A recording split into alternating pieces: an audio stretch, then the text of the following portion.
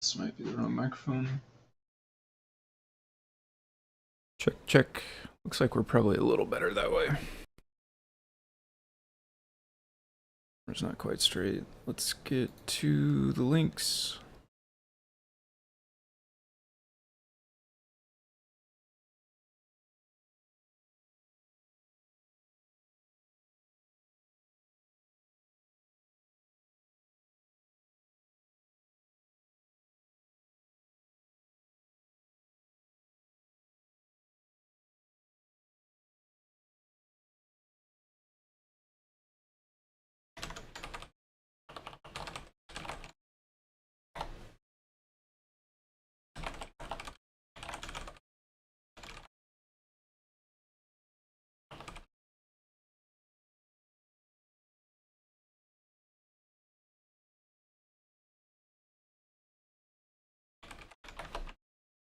Oops.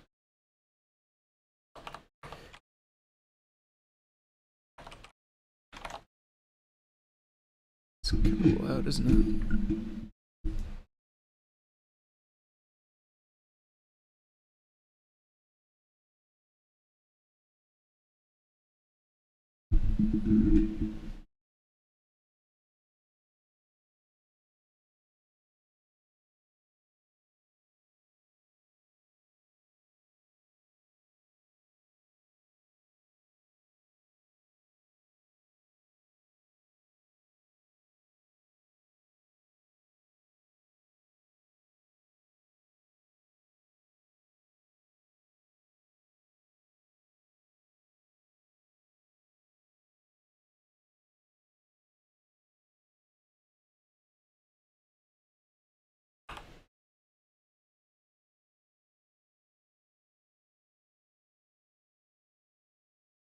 Okay. Pause this. We don't need this. Go here so we can see the other chat. Oh.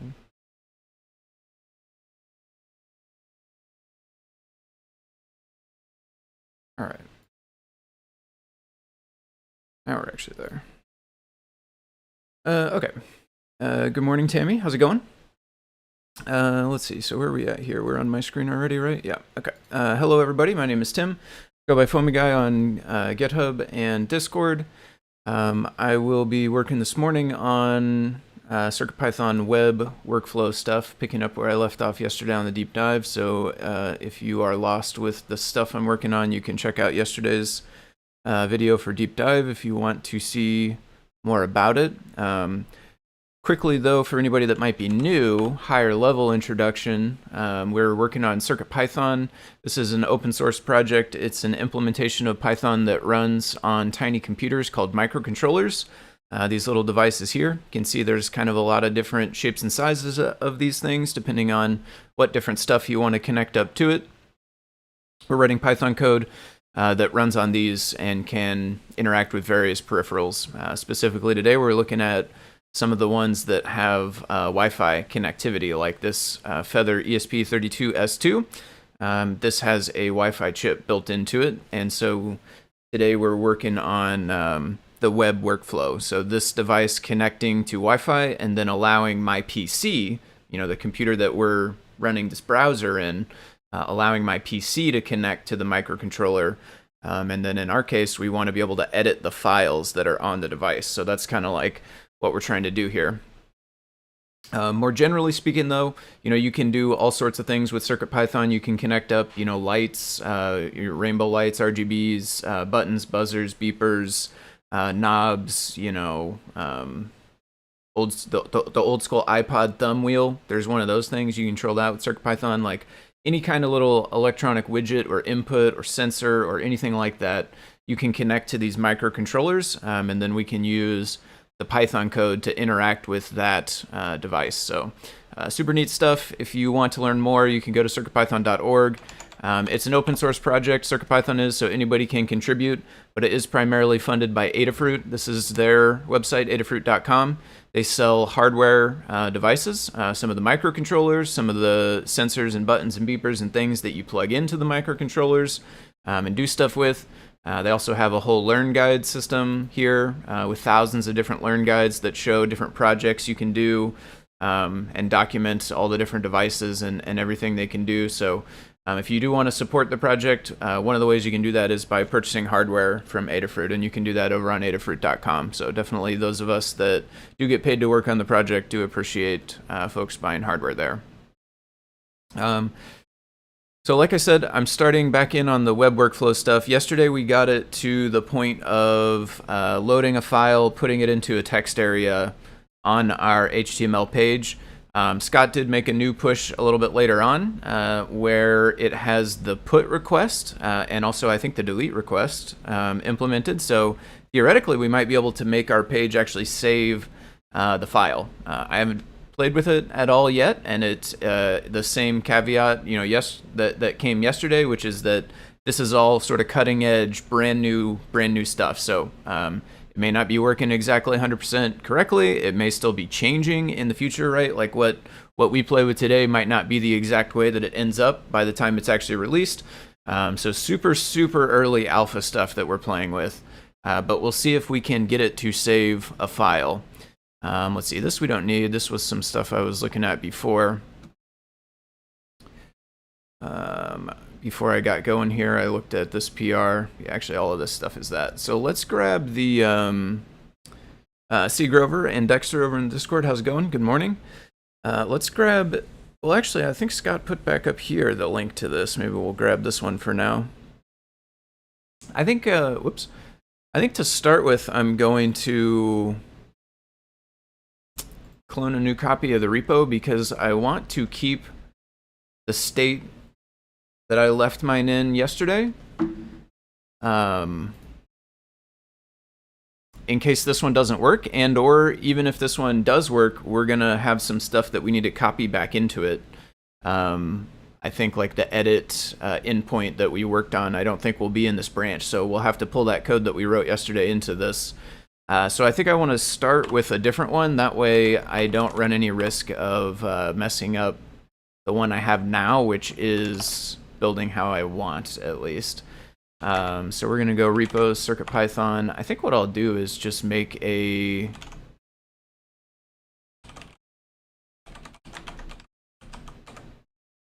this, or I guess I could clone it into that, because then we're going to end up with CircuitPython inside of this. Can you choose the name that a clone will save as? Git choose name for clone folder name.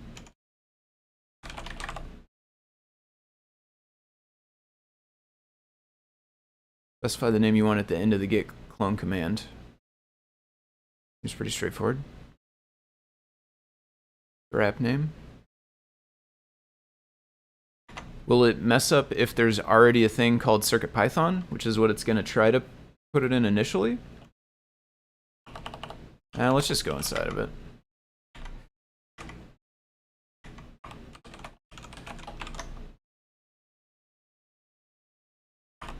You can always, we could always cut from here, or honestly, it doesn't matter that's inside another folder, truthfully. Just add the name. Okay. Does it, do you know off the top of your head, Nerdoc, does it bother it if there is already what the name would be if we weren't changing it? Like, does it like clone it into that name and then rename it after, in which case they would still clash, or does it handle it even if that one exists? So one thing we'll need to do is like update submodules and things like that.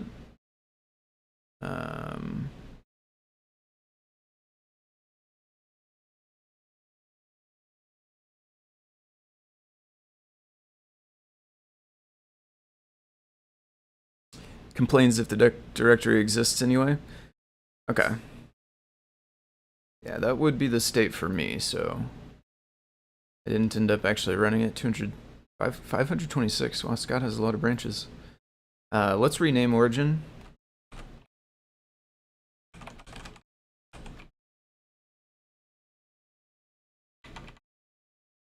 All right.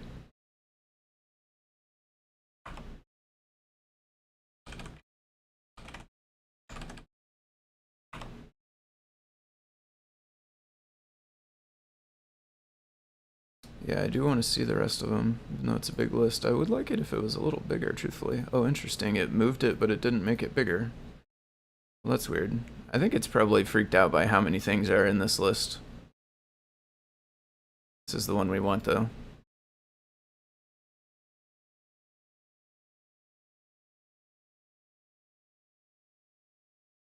Okay. Make, what is it? Fetch submodules.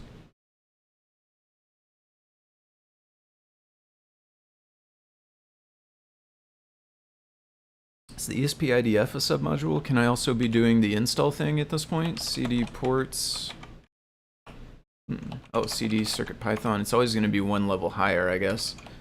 CD ports, CD expressive.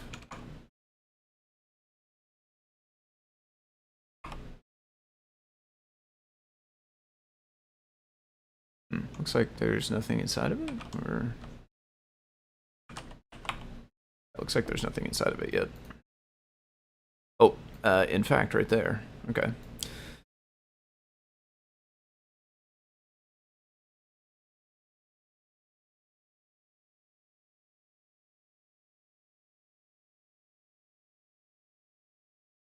So first thing we'll need to do is just get this building on the updated branch, and then try to bring in our edit code from yesterday, get that working. Once all that stuff works together, then we will, and when I say works together, I mean like runs and doesn't crash, not like actually does what we want it to, just runs. Once we get there, then we can start editing our HTML page so that, you know, when you press the save button, it will send a put request back to the microcontroller with the data that's been filled into the text area. Hopefully the microcontroller will handle that put request by updating the file for us. I do wonder, like, does it need to be in, like, you know, storage writable or whatever, right? Like, this thing is allowed to change files on the file system, but we're still plugged into USB. Normally when we do that from Python code, you need to have, like, remount storage. I wonder if this doesn't need that. And then also, interestingly, if this doesn't need that, could you have Python code, CircuitPython code, use the requests module and make requests to itself and put its own files to update files without the restriction of the storage remount? That's kind of convoluted, but that's something I thought about last night when I was thinking about being able to actually update files this way.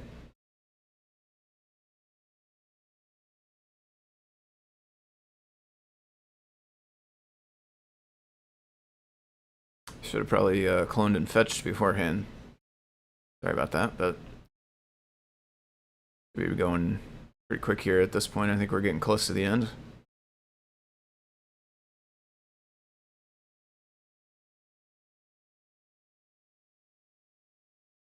I don't know what kind of order they're in or anything. Are they alphabetical or something? SMT, STN? Interesting if you could specify, like, only do everything I need for particular build or something. Like, I'm not going to make any STM stuff. I assume I wouldn't need any of these if I'm not going to build for those devices right now.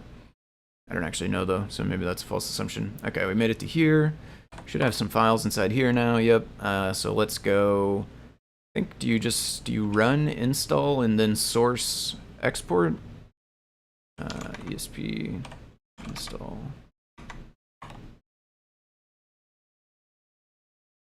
Would think it shouldn't be able to write to the drive. It's a matter of how it's mounted. ESP. So now we can go source, which dot ESP IDF port export. Okay.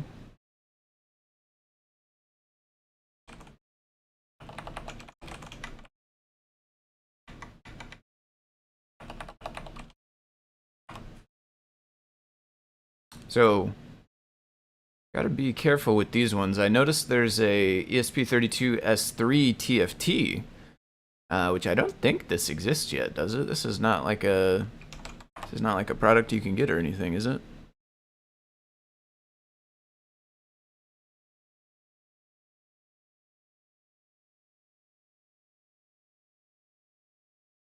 C or Python, they should use the same VSF.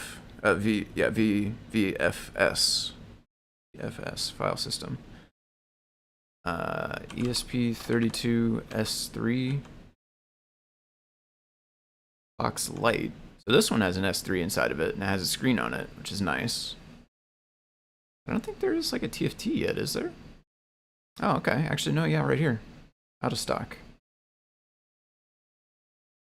Nice. I missed this one, actually. I didn't realize there was an S3 Feather TFT.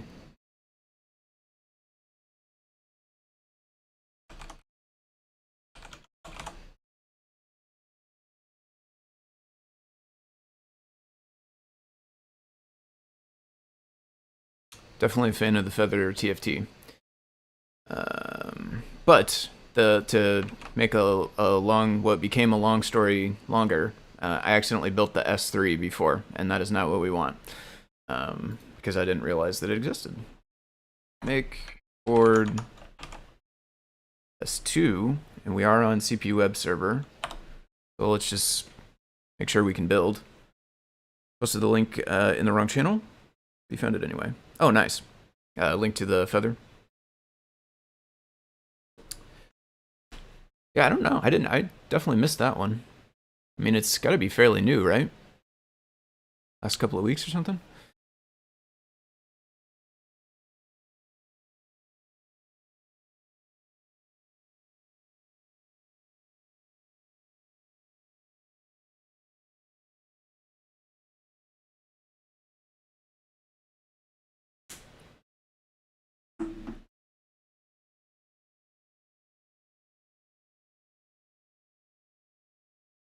Never bleed.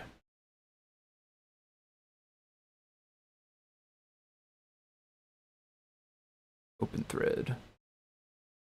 Spiffs. Unity.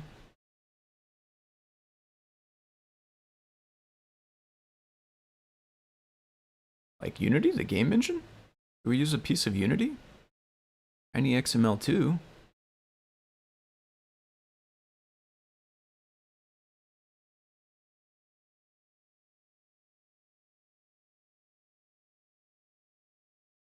Well, I don't want to jinx it, but it seems like we're going to get a build.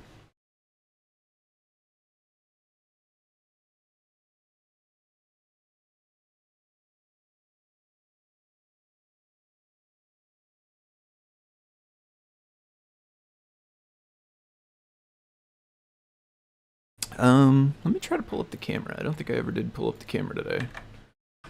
Guess it's gonna die the first time, because it's been doing this thing where when I first connect to it and I click this, that crashes the app. Yep. Oh, maybe not. Doesn't seem to work though. Oh, yep.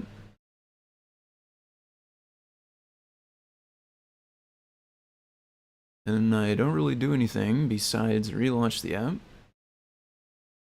And fingers crossed, for the most part, it's been okay after this. It is super weird to me though. I used this camera app for like almost a year without any trouble on the one device I was using it on. I started having trouble on that device. I switched over to this one, which is actually a different phone. It's a similar phone, but a little bit different. And this one worked fine for a little bit. But now I'm also having kind of the beginnings of the same trouble that I had on the other one. Because this was the first symptom I saw in it as well, where it would do this, like, when you load the camera, it crashes. Like, force stops on the application side. And we still don't have a build yet. Oh, did I not? I didn't do J4, did I? I guess it's probably slower than...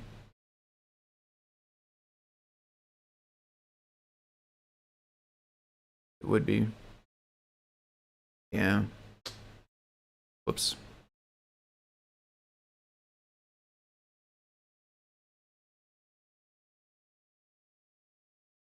Progress on the RGB matrix fader. Working with various display objects, group layers. Ooh. Yeah, that's looking awesome.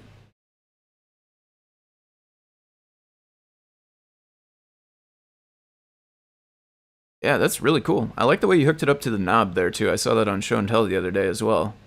It's a really nice way to demonstrate it. And you got the clouds and stuff in the background that are kind of on their own dim layer back there. Yeah, that's awesome. Good job. Okay, we got a build, so let's go. 3 minutes that took. Yeah, we definitely should try to remember J4. Although I think subsequent builds are faster as long as we don't run clean, right? Get the bootloader. Oh, we like focused our stemma kind of. Oh well.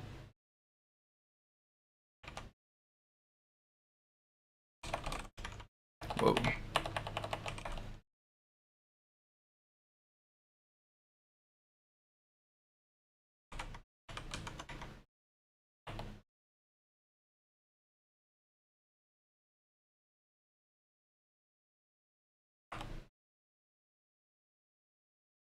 Okay, we did get the build. Run it on here. We'll check to make sure the server is working. And then as long as all that's good, I'll start trying to get my edit endpoint back in there.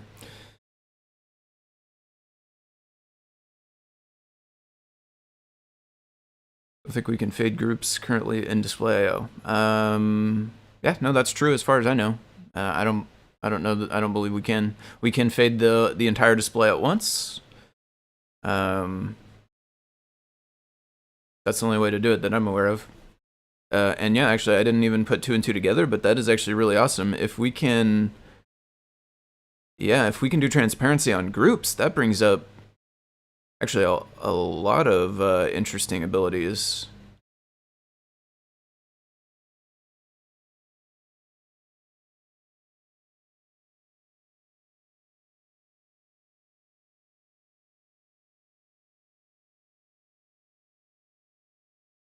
Wow, that's really cool, Seagrover. Oh, dang, that is actually really awesome. I didn't really hit me all the way consequences of that, but yeah, there's a lot of nifty stuff that brings us.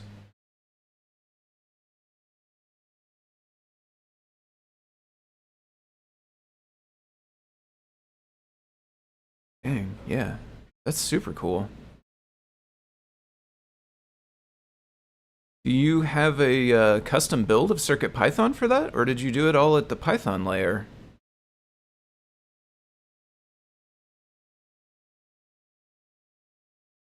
Okay, let's see. We did reboot. We got an IP. I'll put the camera by itself over here.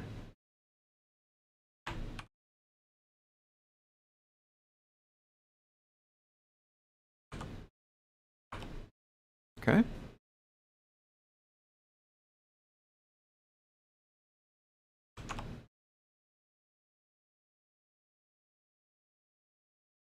Yeah. Okay. This part of it seems to work, and then I don't think this will be in. Yeah. I think it responds to anything with Hello World. Yeah. So we need to put our edit back in, which is, where was that actually in? We were in supervisor. Shared.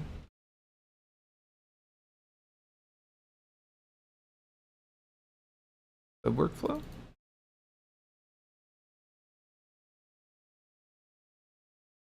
So I'm also gonna pull up the code I had yesterday.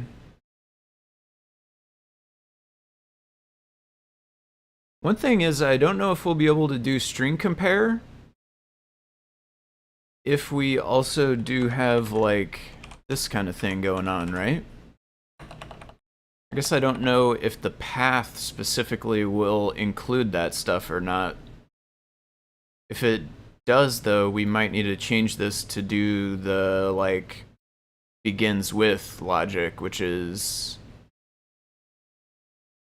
what some of the, like this one, what this one does. Mem compare instead of string compare.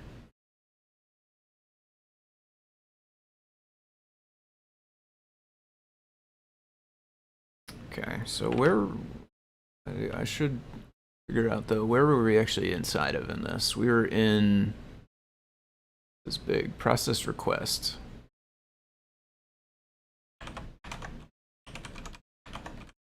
Okay. There's a bunch of these cases.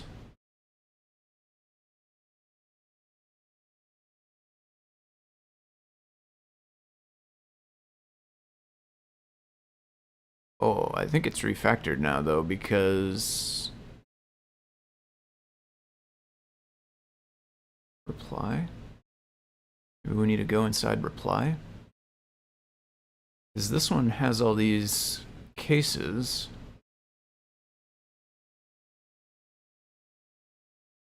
But then also has this stuff where it's starting to handle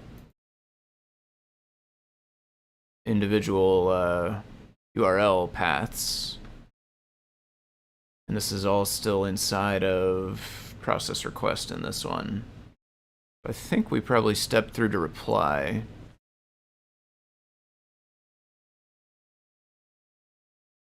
Yeah. Here we go. Okay, this is the code where I'm used to. So we have file system path, which I could shrink like all the stuff inside of this.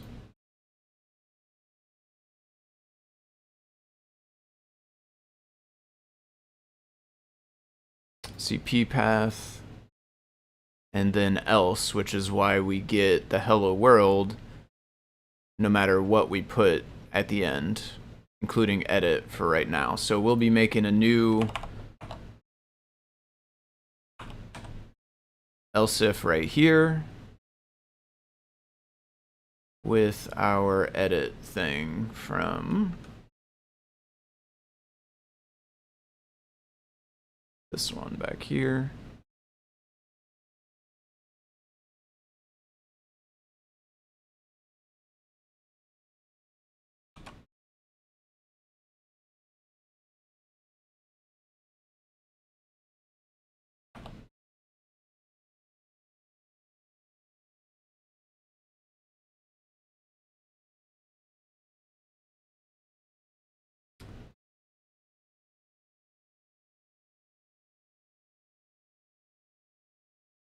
These are broken into these things now. Reply with devices JSON.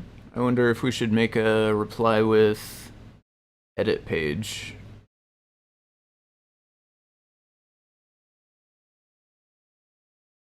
I think that's some more of the refactoring that was done. Yeah, before these just had all these send chunks inside of this if statement, but now it looks like they're inside of these things. But let's make sure it works though, because I am changing kind of a lot of code, and again, I don't actually necessarily read or write C. Well, so let's make sure that like I haven't broken anything yet, because whoa. Ooh, that'll be cool. Interesting.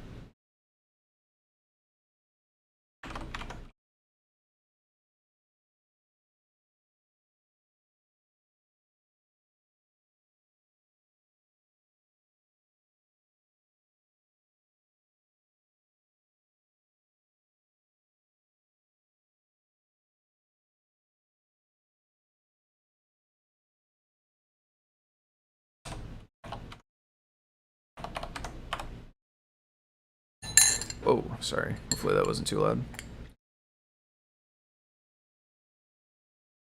Trying to refactor it for more general use, all in CircuitPython for now. Nice.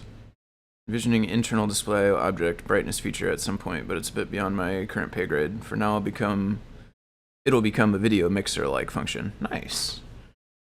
Yeah, once the Python code exists that does that, then it's a little easier to implement into C. I would say I'm almost to the point where I can kind of mimic CircuitPython code into the core. I still need to do some copy pasting generally, but if I have the Python code, I can find something in the core that's similar, copy paste it, and kind of tweak it to do the new thing. So I would definitely be interested in having that into core display IO, though, the ability to crunch those colors and come up with the brightnesses like that. Seems like should benefit from a speed up in the core.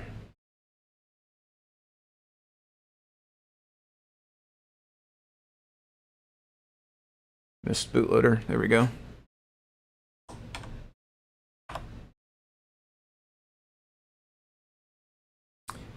An object or group can have its own instance, just like the demo's background and foreground layers. Nice. Yeah, that's awesome.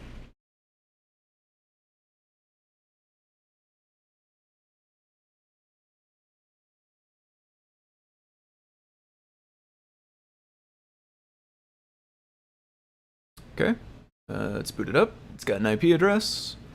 This is so cool. The Wi-Fi being built into the core. Honestly, like, I haven't played with Wi-Fi scripts yet, but I wonder, does this mean like a bunch of the boilerplate code from the existing like Wi-Fi examples maybe doesn't need to exist anymore, right? Like all the whole connect stuff is all done by the core. If I understand this correctly, like that's gonna be amazing. Okay, let's do FS first. Okay.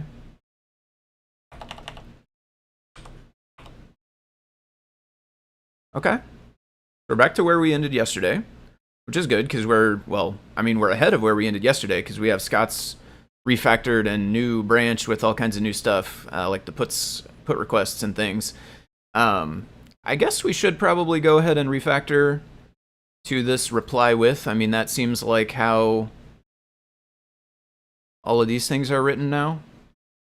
So maybe this one would say like reply with edit page.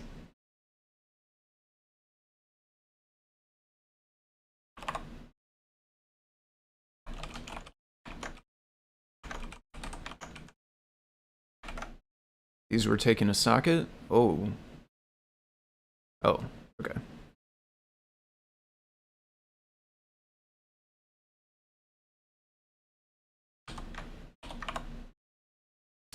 And then I guess it should be mostly the same stuff that is currently inside of, what?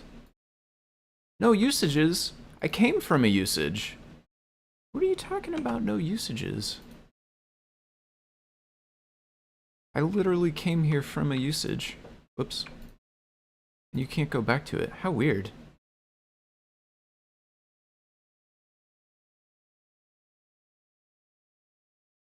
Basically, we're going to take this stuff,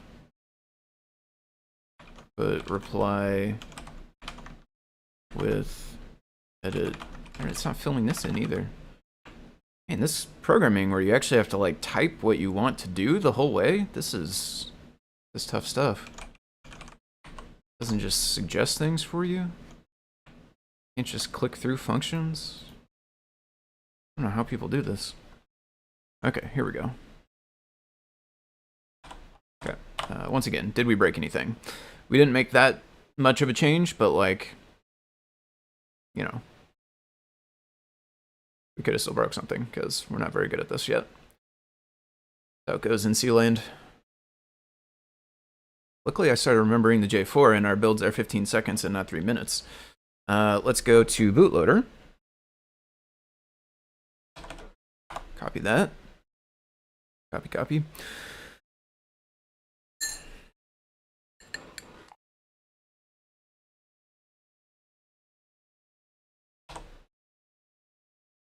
I just do it early? Yeah, okay, I just did it early. I was like, what? How is that not a directory? The bootloader changed its name? That's not going to be good. But alas, just got ahead of ourselves a bit.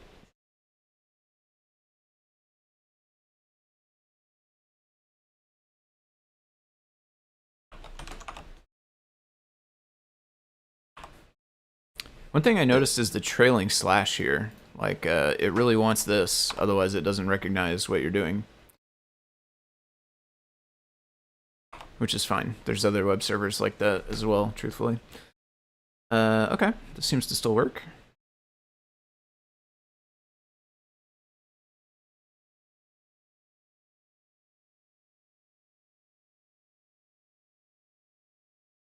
What about if we have this thing?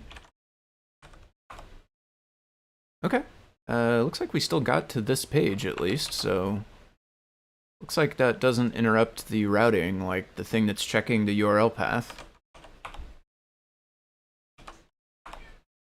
Yeah, okay. So let's work on our JavaScript to read this and then load the file that's specified by it.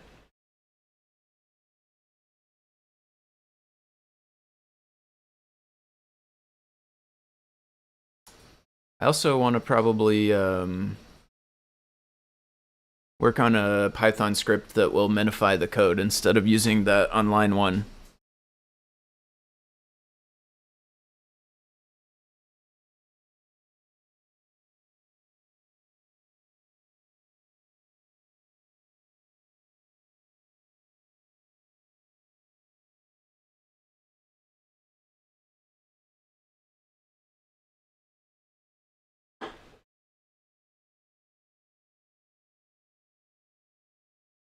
I have a couple of versions of this now. I'm not sure which one. Yeah, no, this one's definitely old, I think. It's code edit new. This is the one we ended up on.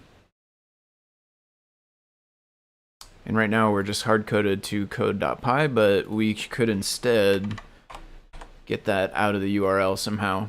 That being said, I don't know how off the top of my head, but we'll figure it out. .path.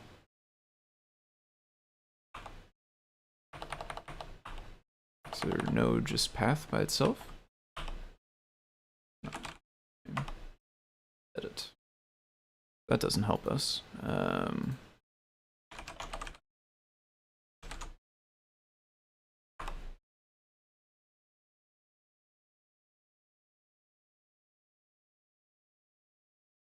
Hash. Easy enough.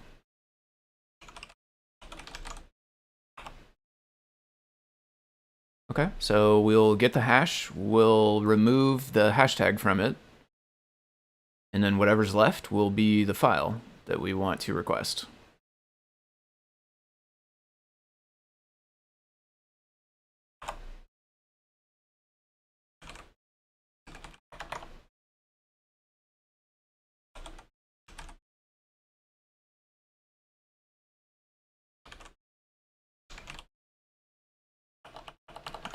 Does replace return or change?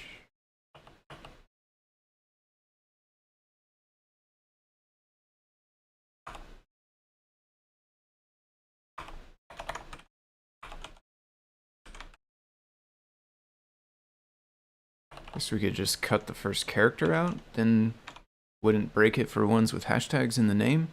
Don't put hashtags in the name of your file. It's probably going to break something.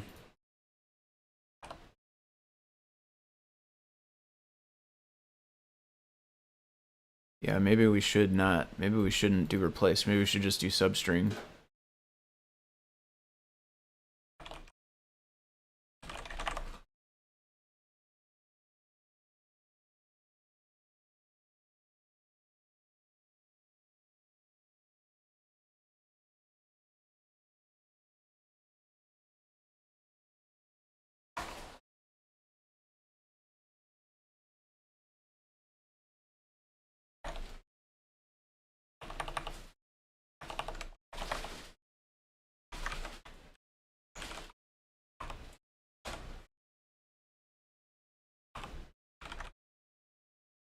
Okay, substring 1.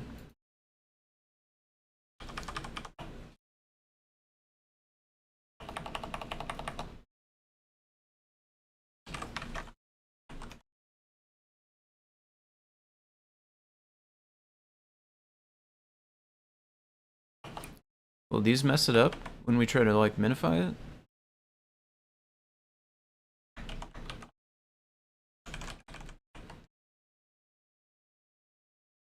Oh.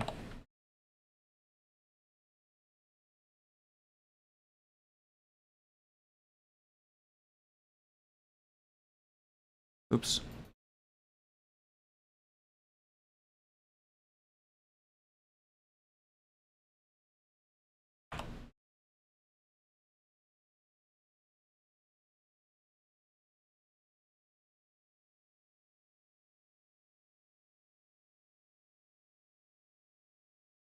Okay, we got a not found because it doesn't have anything in the hashtag.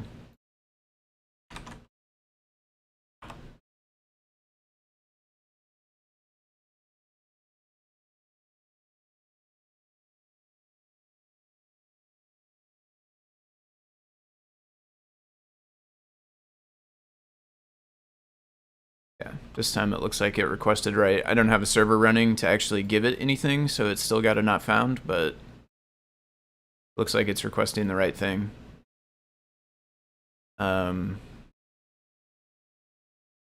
Let's make a script to minify for us.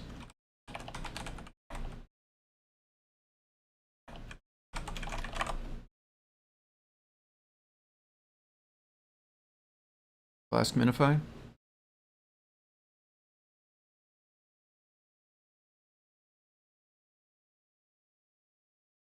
I don't want to minify an app though. I want to minify an HTML page.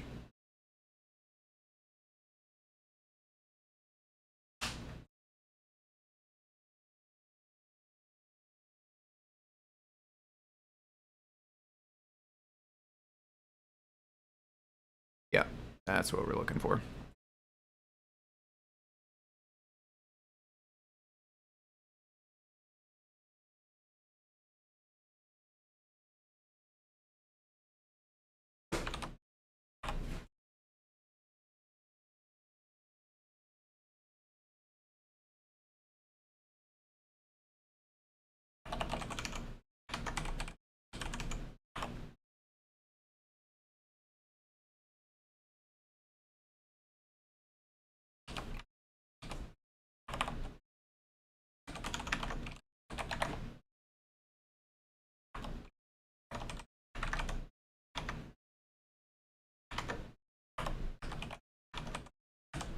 Read that.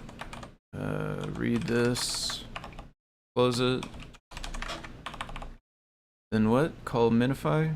Minified equals HTML min minify. HTML minified equals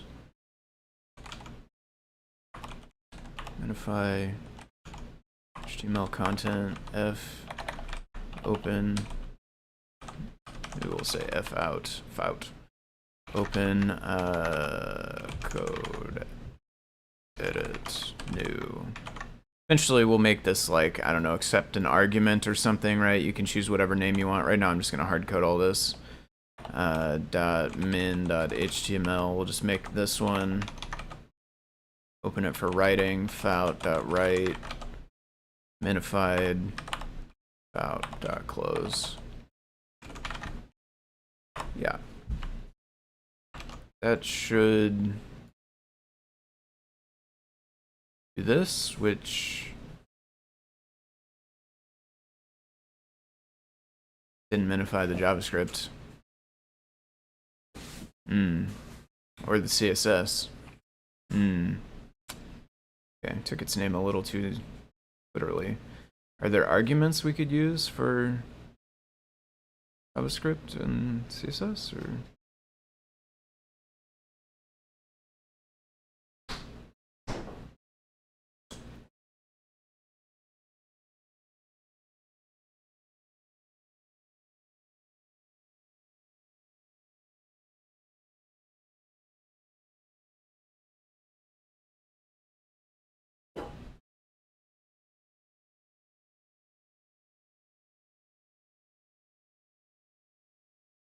Minimize.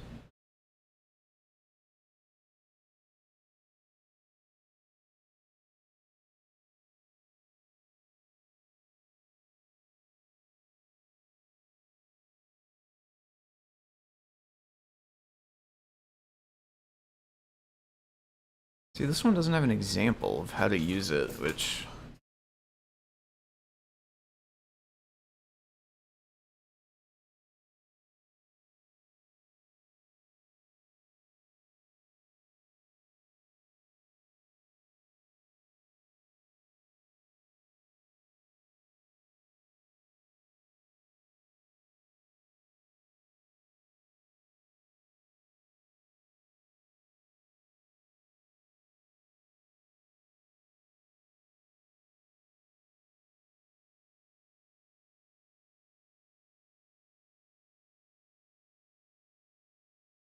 Yeah, I don't know. These things, I guess, some of these cargo, that's like an installing stuff thing.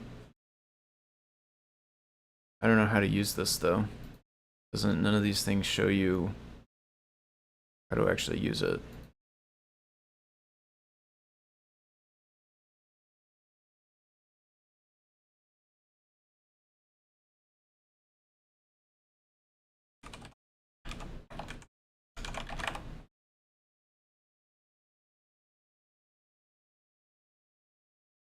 This is the one we tried. We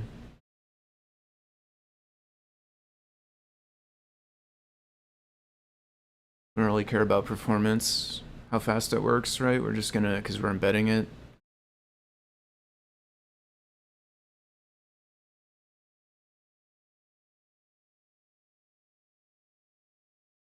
VML Slimmer.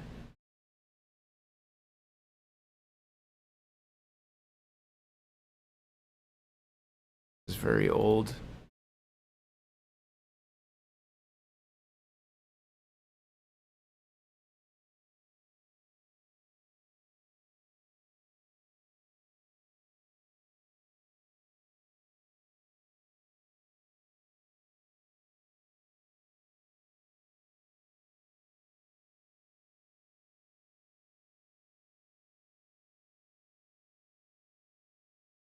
This is posting it to a server. I did not think it would be this hard to find an example of this. I figured like there would be a bunch of these libraries that are just like basically the same API of the one we did try, but I assumed it would work for CSS and JavaScript also. Getting pretty deep here though.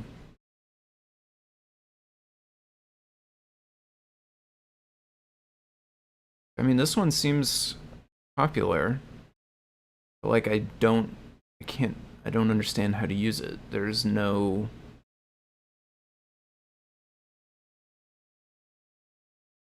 like example or methods. White space.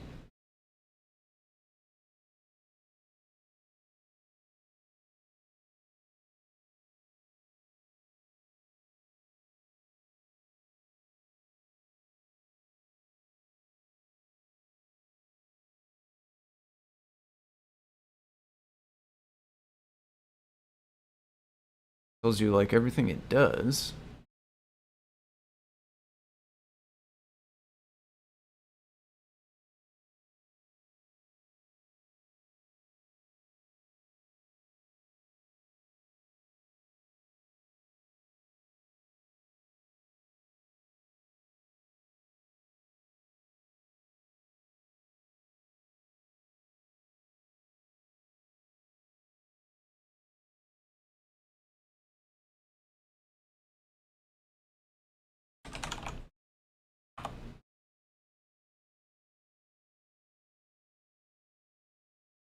It does call itself HTML, JS, and CSS, so that's good at least.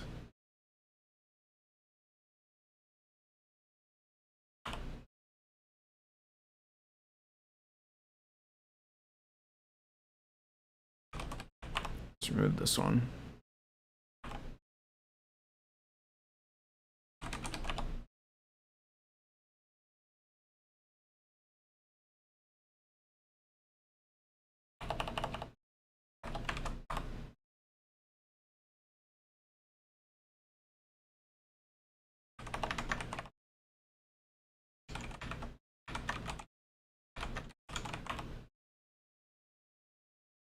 Unify.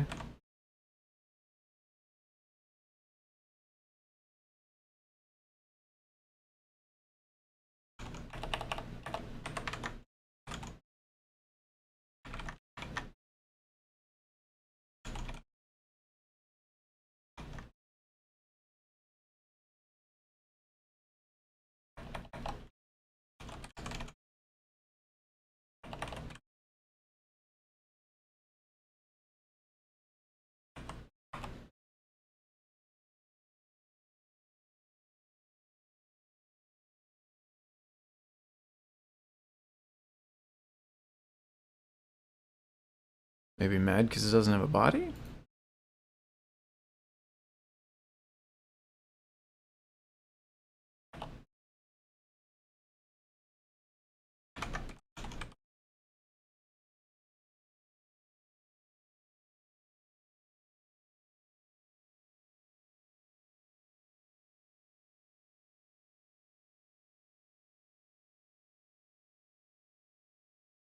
No.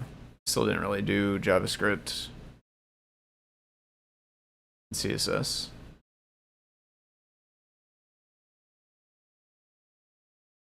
Of an empty page. I mean, it's no longer valid HTML. I guess maybe it was never valid HTML if it didn't have a body. I'm not actually sure. Python, minify HTML module and adding your own substitutions.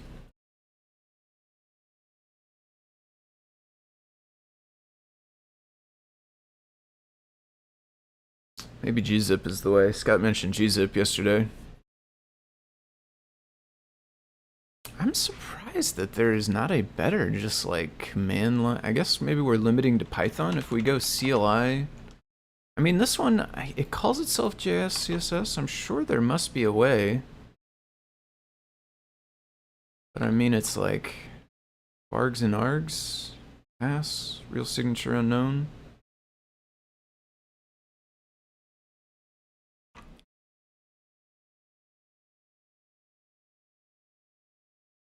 Is there a docs badge? Nope. CLI?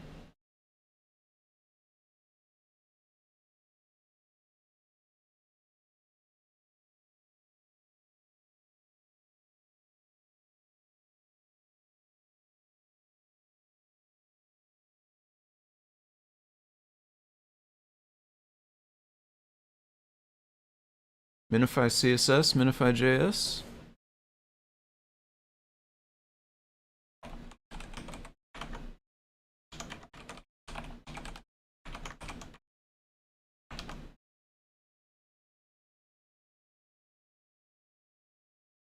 There we go.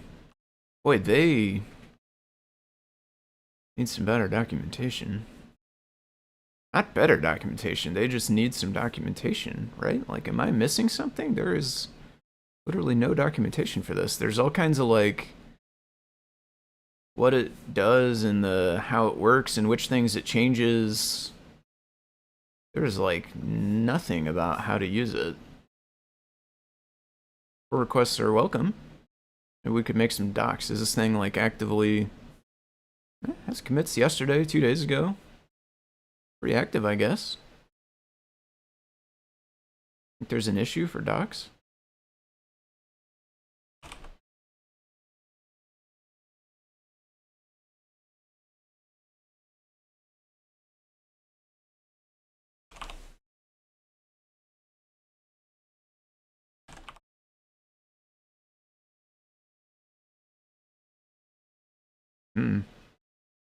Alright, well, you gotta learn, I guess.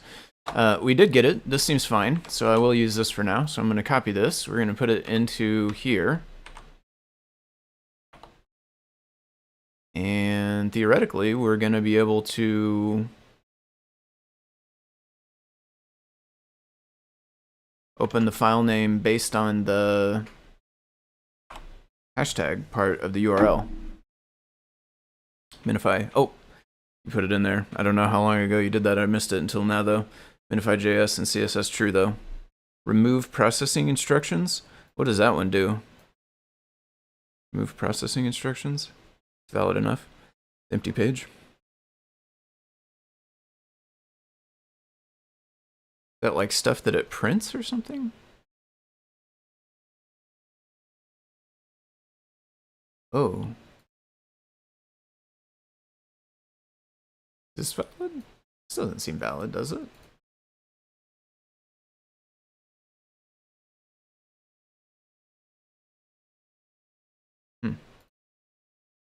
I don't know the actual rules. Maybe it is.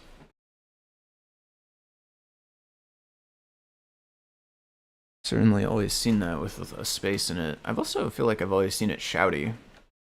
I suppose it's pretty likely to be case independent, because most of HTML is.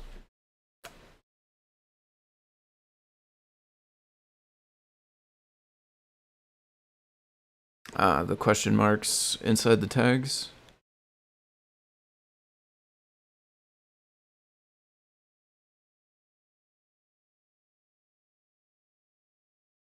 Okay. Booted, we got the IP. Go to the file system. So this time we don't want just edit, we actually need edit hashtag CodePy. And theoretically we can do other things, right?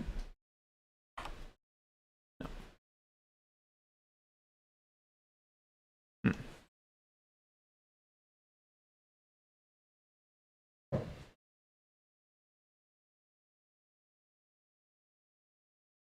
It didn't load again?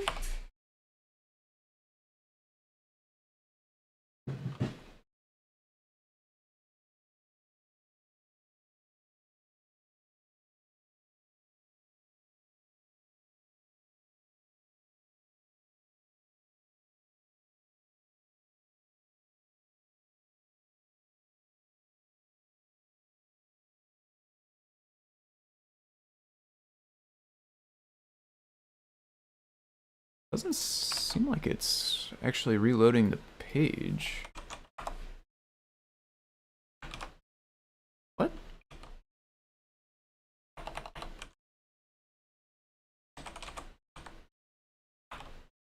Okay, it does work, and it loads the right file, but you can't just change it up there.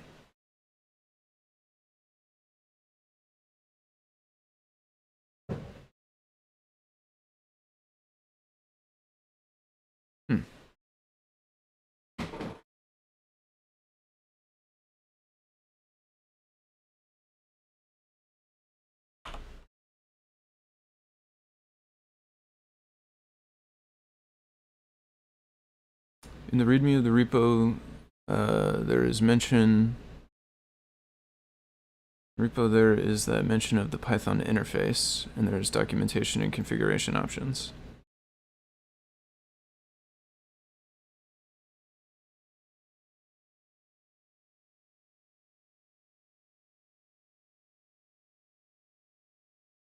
I don't think it. I see it has get4, but I don't think it like put me to where that is, wherever that is.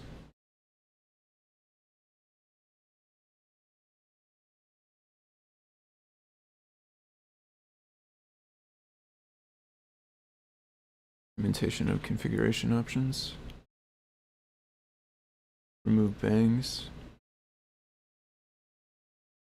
Okay, I guess the thing is, this seems like a Rust project that has wrappers in other languages. The Rust docs definitely exist and are helpful.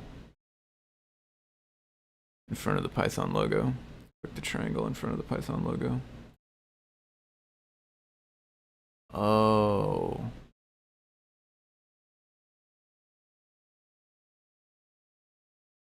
Binding.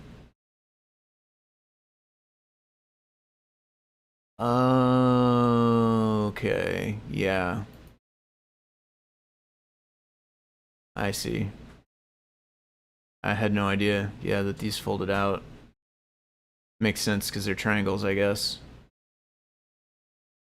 Interesting. I also had no idea you could do this in Markdown.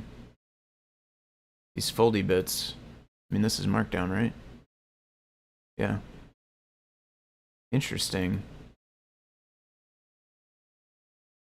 I mean, there's so little in there. I'd probably just... I'd be cool with it if all of these were unfolded by default. Okay, that's good though.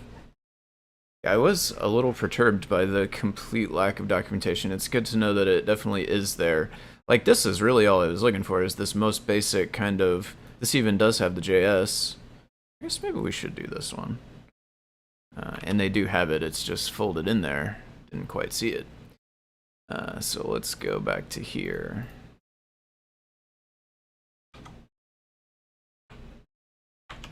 that one also. I don't know that it will make a difference for this file right now, but as we get going here. So, I don't know, do we want to chase down and make it so that when you change the hashtag, it will actually reload?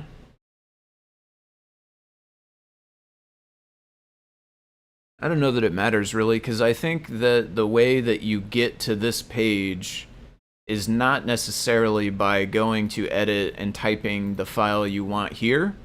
I think the way you get to this page is from here, you click the pencil, or possibly even click the file name. Right now when you click the file name, it goes direct to the file itself. It certainly could be when you click the pencil, then it takes you to edit that file.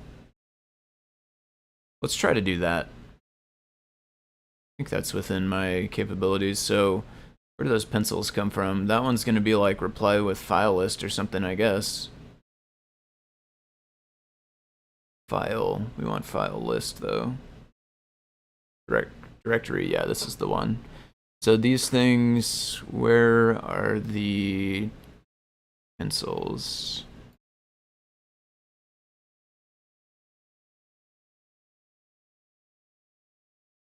Trash can. This, okay, there's pencil. So pencil is inside of an A tag, so it can be href equals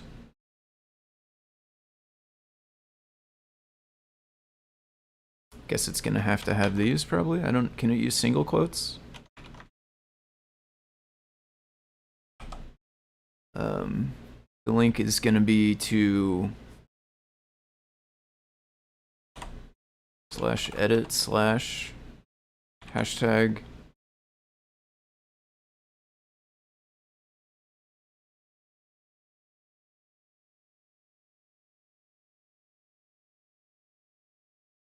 end this plus.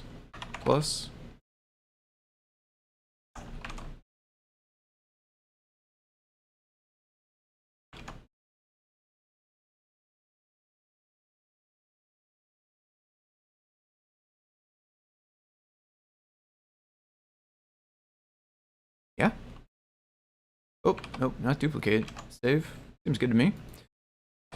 Make the build. Let's go to bootloader. Oh.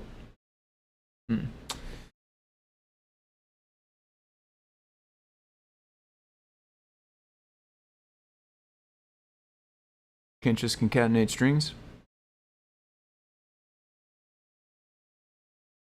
I mean, I guess because it's send chunk, we could always like send chunk this, and then send chunk the next thing, and then send chunk the next thing. Is that bad?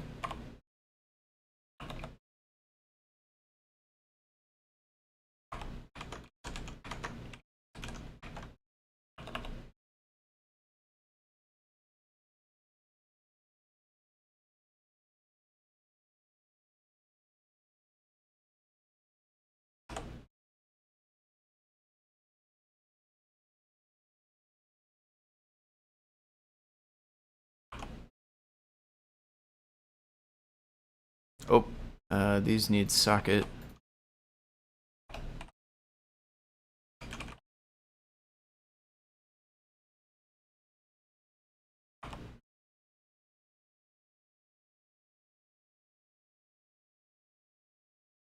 And semicolons.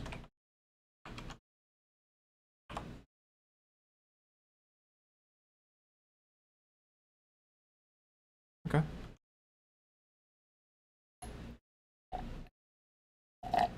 The README file uses details HTML tags.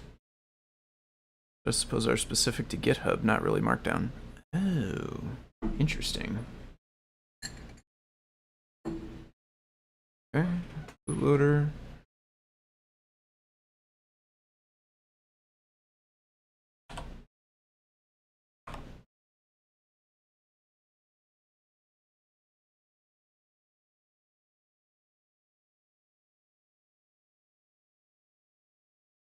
Should I PR back to Scott's branch? Because it would be good, like this time I copied my my edit view. I call it a view because I'm used to writing web applications, like with Django specifically, but copied my code that handles the edit URL request back into it. It'd be good ultimately to get that merged in. Oh, look at that. I think it's going to work. Boot out. CodePy. Oh, yeah. What I'm talking about right there. Brightness test. Please don't click secrets. Please don't click secrets. Please don't click secrets. Okay, let's stop randomly clicking things before I accidentally click secrets. That seems to be working. That's awesome. Doesn't show environment. This is probably a good thing, I guess.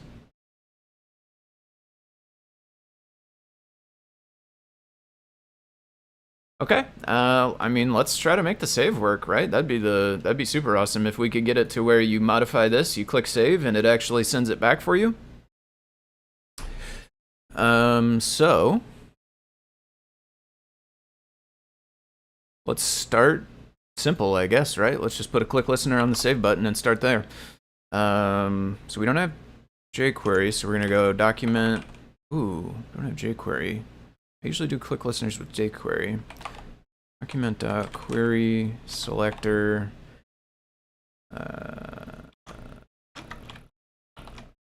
Save button.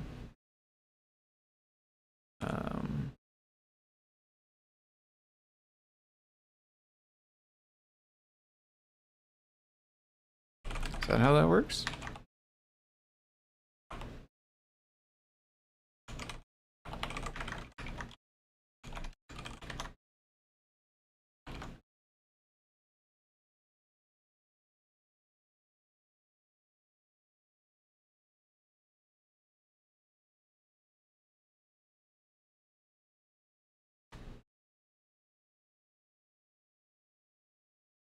So when does fail, would that stop my click listener from firing? Actually, no.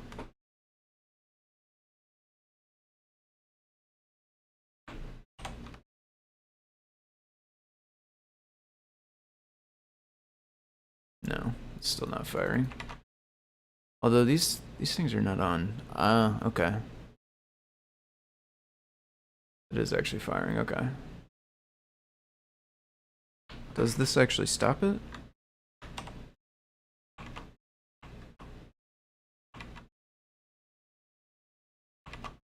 No, okay, yeah, it does still go. Shows.env at the bottom. Well, I mean, it shows it in the list, but it doesn't. It doesn't have a pencil. I guess is what I mean. You can't click it to go to it to edit it.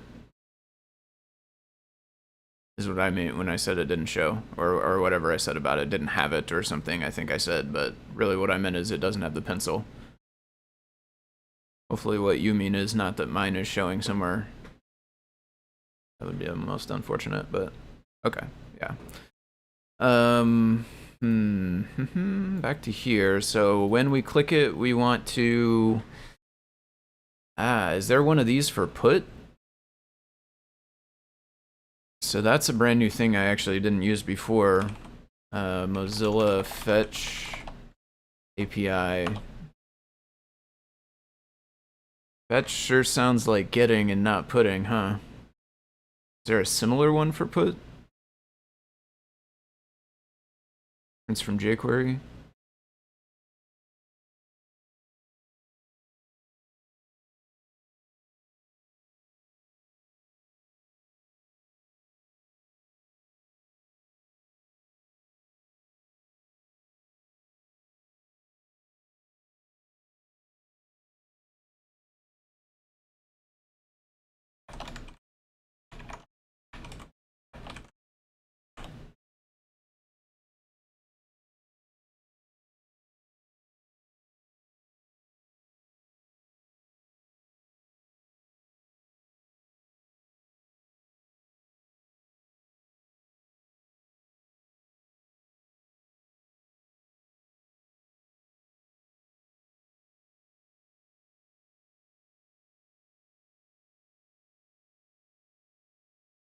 Okay.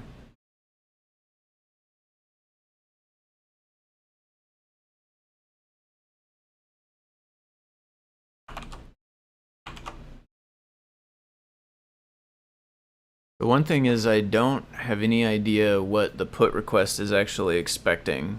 My best guess is just raw the content itself, and then you post it to fs slash, CodePy or boot out or whatever you're editing, and you send only the content of the file, and it writes everything you send it into that. But I don't know if that's actually how it works or not. But fs file name, that part does look like it. File contents. Although that's under the get.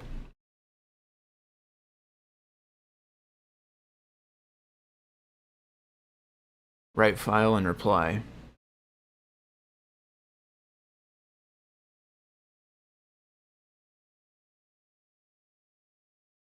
Active file. Oh, here it does look like it checks maybe for conflicts with the USB storage or something.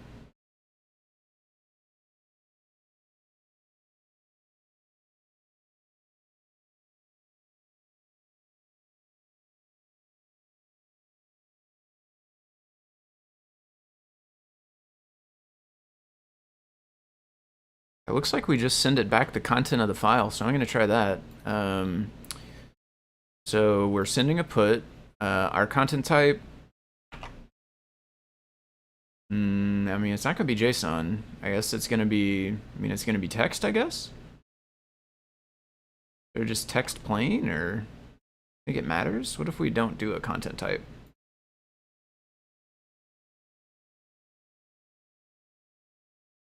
Or does it say something back up here in the comments?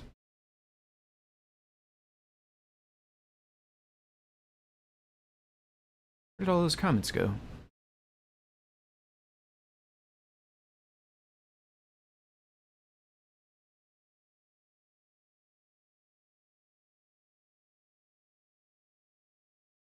Oh.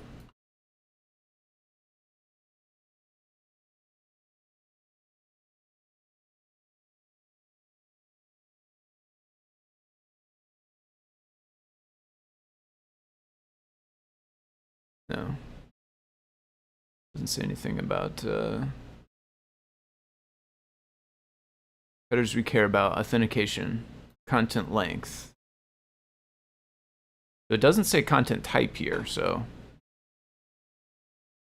maybe we'll be all right without passing it.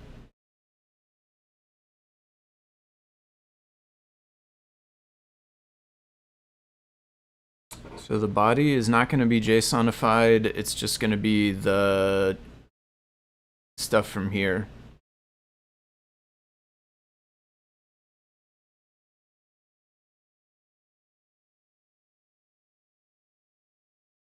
We get the stuff back out of our text area. We put it into the body of our method of our request. We're going to send the put with that request.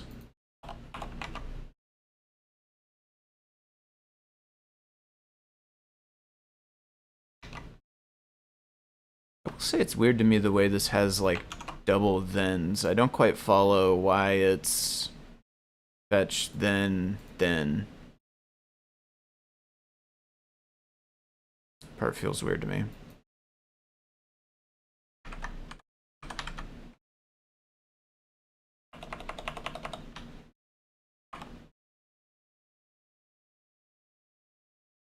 Probably gonna want this though. I don't actually know. What is it gonna respond with?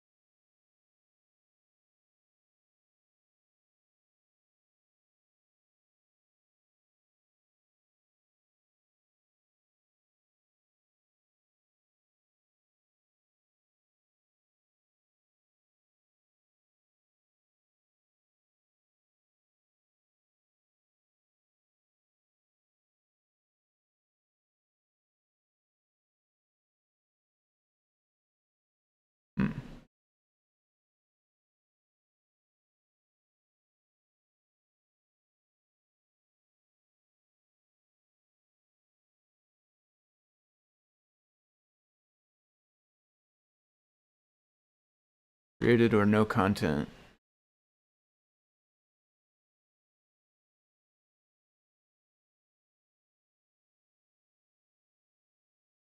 Depending on whether it's a new file or not. No content. Oh, okay. It basically just returns an empty response. Okay. Yeah, I guess we'll just read it as text. It'll just not print anything. That's fine.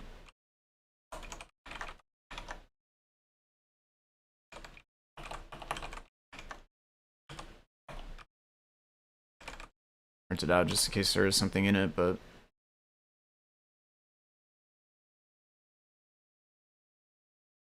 so we're going to be posting to this same place we fetched from before.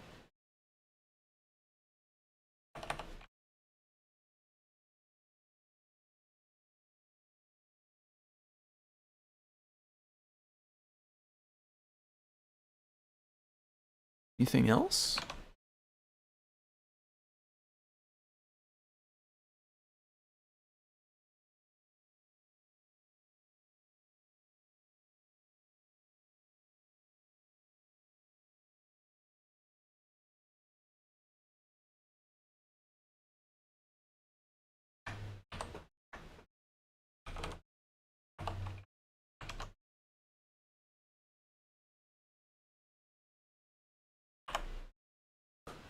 All right, fingers crossed.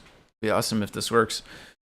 Okay, let me catch up on the chat here. Sorry. So it's all server side. I thought the idea would be to have the API and all the HTML and JavaScript be on code.circuitpython.org. Or is it just a minimal version when you don't have internet? I think the second one. I think the idea is you will get a more fully featured experience if you do have internet access, because you'll be able to fetch JavaScript and CSS and potentially even other HTML from outside sources. And so it can build you a page that has a lot more bells and whistles and nice stuff in it, because it doesn't need to store all of that stuff inside the microcontroller. But I do think it's also part of the goal that if you don't have internet access, you still do get a basic ability to edit the files. That is my understanding, at least. And then I'm not sure exactly how code.circuitpython.org comes in. I guess that could be where it fetches, like it's JavaScript and CSS and potentially other HTML files. Or code.circuitpython.org, that could be set up to, like, I don't know, try to connect across your network to your devices maybe. It can list the devices it finds and let you choose one and kind of get you connected to it that way. I'm not exactly sure how the full process will look. Realistically, I guess we'll probably like end up with a couple of different ways you could use it if you wanted to.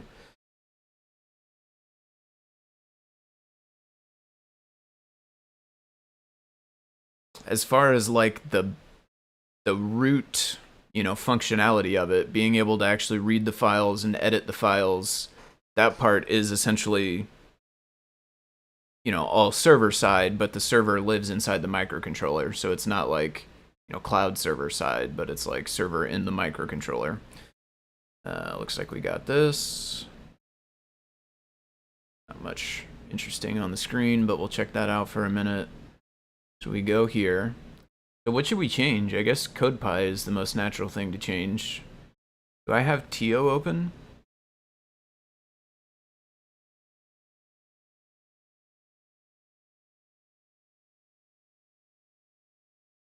Yeah, this one is open to TO. So we'll change CodePy. We'll try to add a print and see if we can do it. We go edit CodePy. I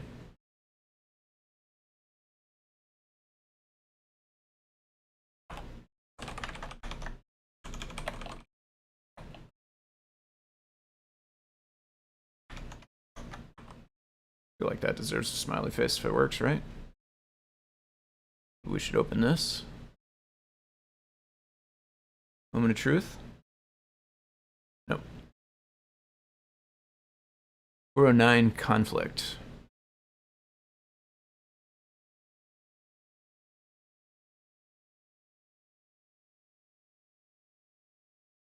USB storage active. Oh, you do have to turn that stuff off, probably.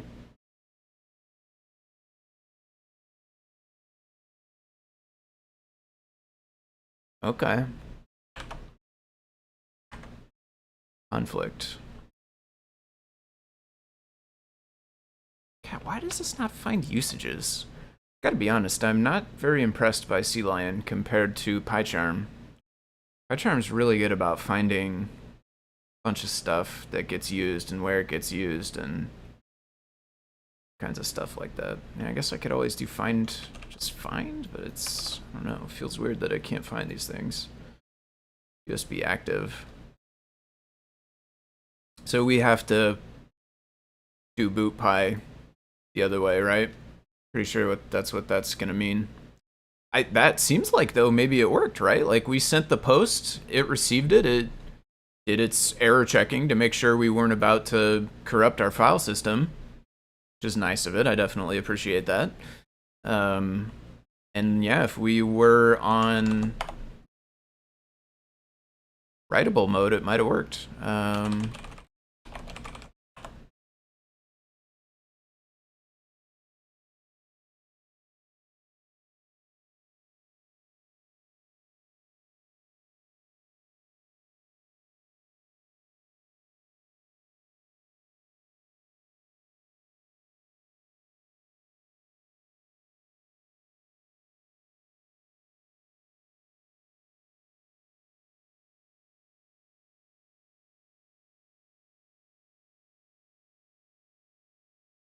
So we want value false on remount storage. Inside ye old boot py here.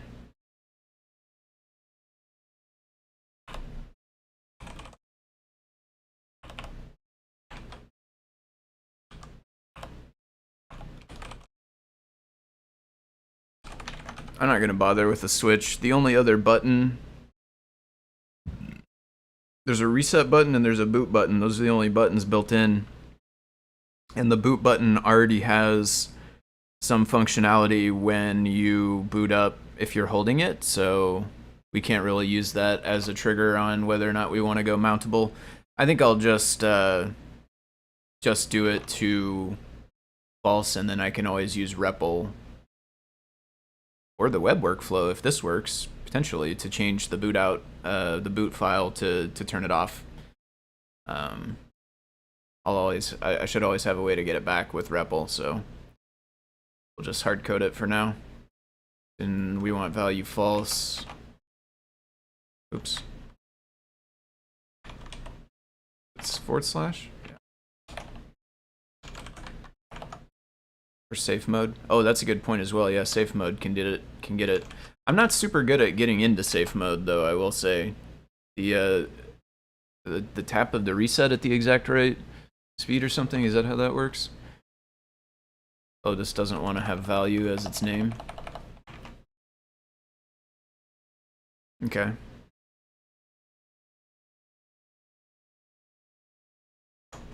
Save that, and then I think it needs to boot up more fully than that, right? I think I need to, like, reset button it at least, or...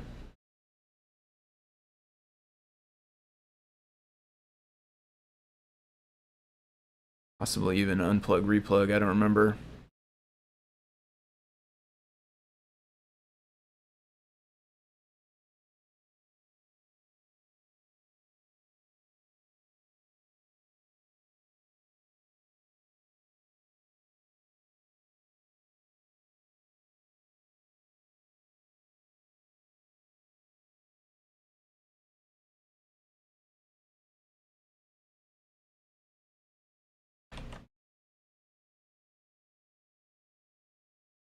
No, that didn't seem to work because I was able to save this. I'll do an unplug, replug. Reset or boot on purple.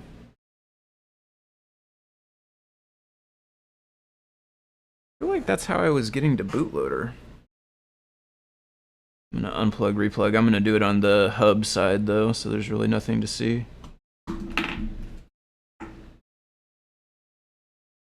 I'll have to watch the light more specifically. Maybe it's a different color when I get to bootloader.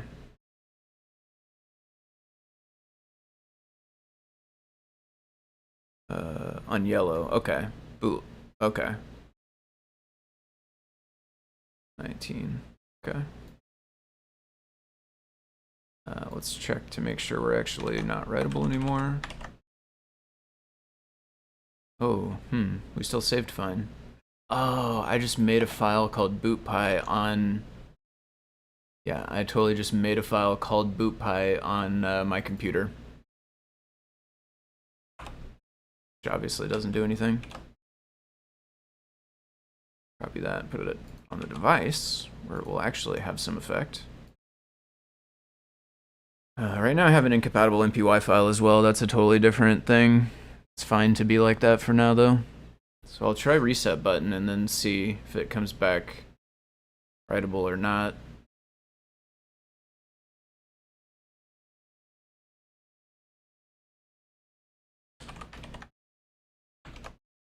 There we go. Okay, now we're not allowed to save anymore.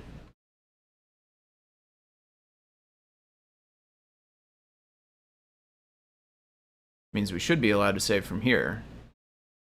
I'm gonna go back to FS. I'm gonna refresh just to make sure we're actually getting live responses from the server.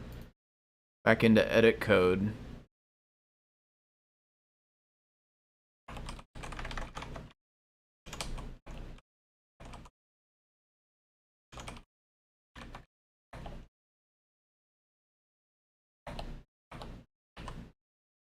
All right, moment of truth again.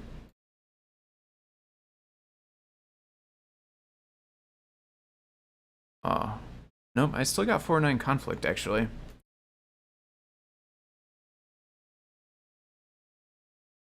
USB storage active.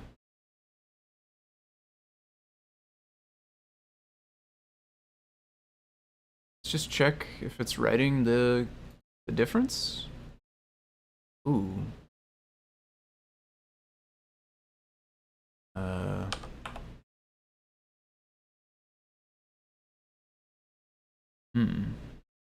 Feel like we got into some sort of broken state.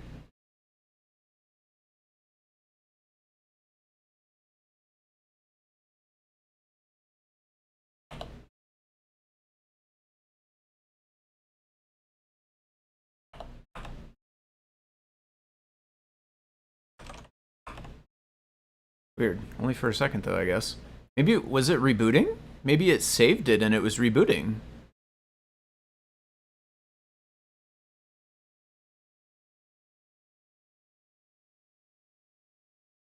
Doesn't have it in there. Well, at least here it doesn't.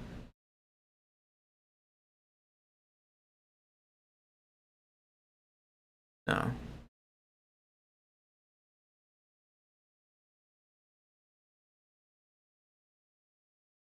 USB active.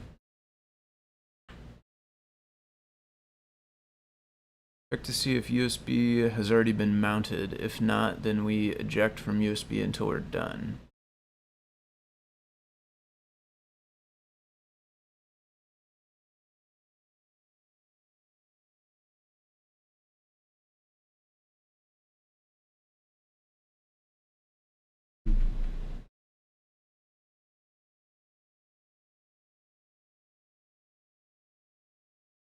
Do I need to like not remount as readable, but like disable the storage altogether? I think there's a way to do that in bootpy now, right?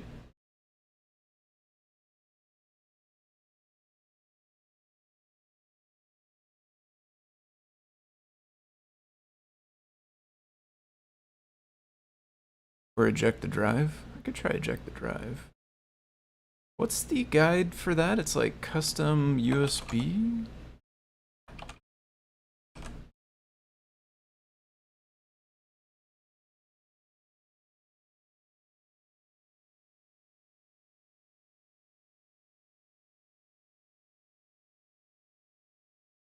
Yeah.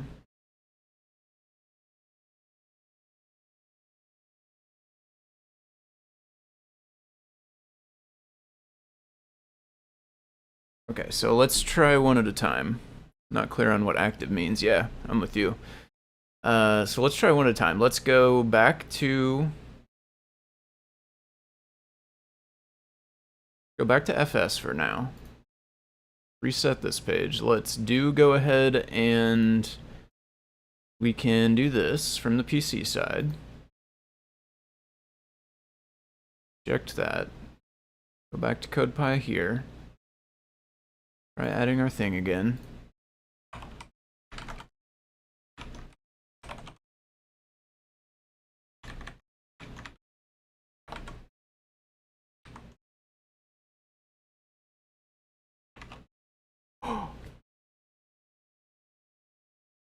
We got back 204. I'm scared. I don't want to refresh. Well, we can look in the print. Let's look in the print. Oh, but it's not. I don't think I restarted. Oh, actually, it's going to crash before it gets to there because of the broken MPY file. And we can't change the file now because it's read-only and all kinds of stuff.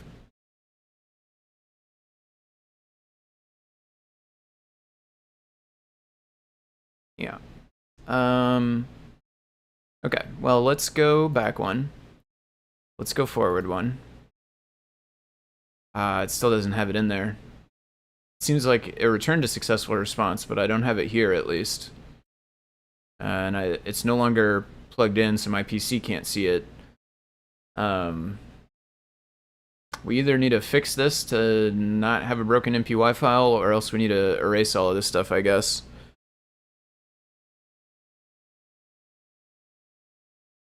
If you feel like looking at the bundle problem, what's our bundle problem?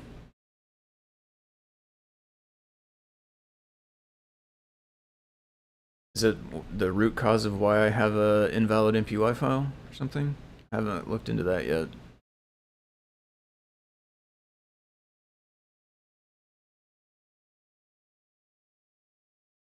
Bundles are broken.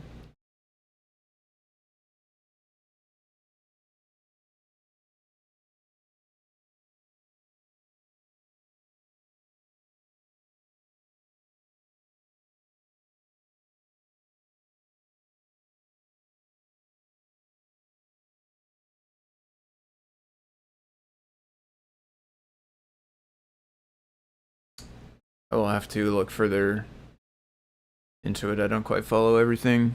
I guess there was this?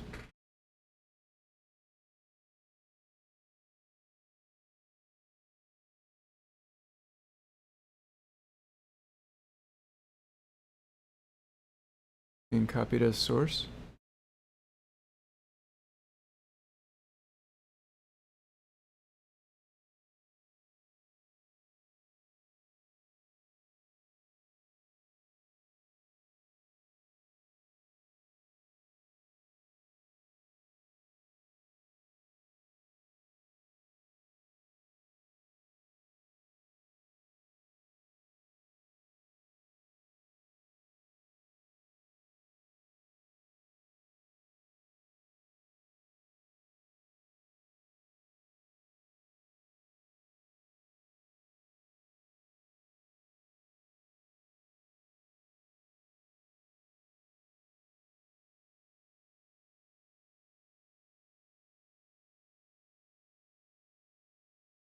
File. Interesting.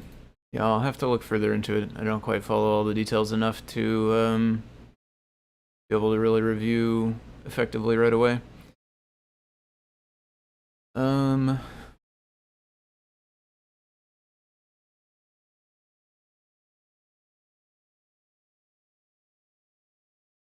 get back to 204. I wonder if this could be cached or something and therefore not changing. We ultimately need to get all of this stuff out of here, I suppose.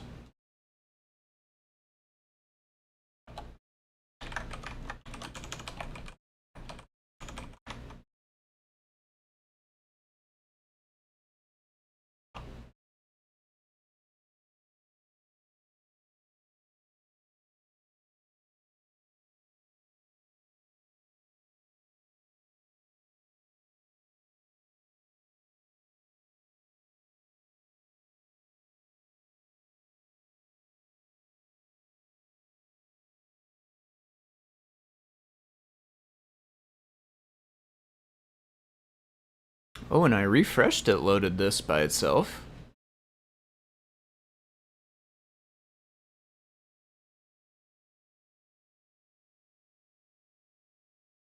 What? This is probably my reason for having broken MPY files. For some reason, this build thinks it's very old. Interesting.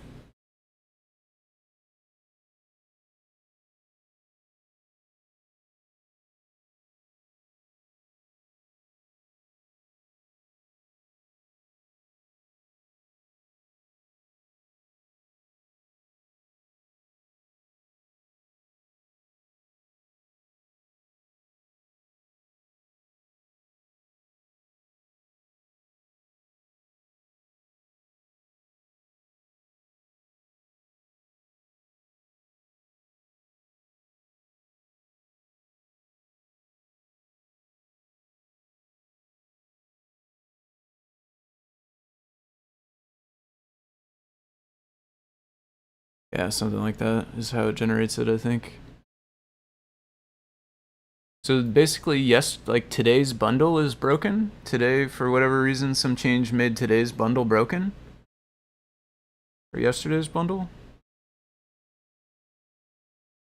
And the reason they're broken is because the MPY files contain actual Python code, not compiled.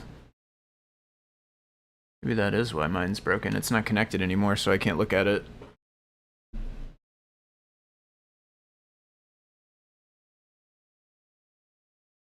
I will say I'm confused, I guess, what changed.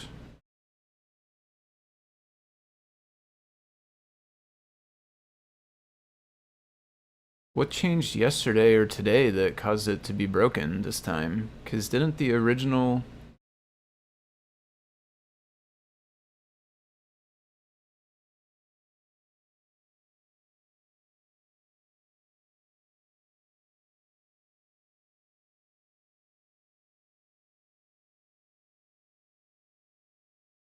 Is this not the last change? This shows January when it was merged. How did we not get... How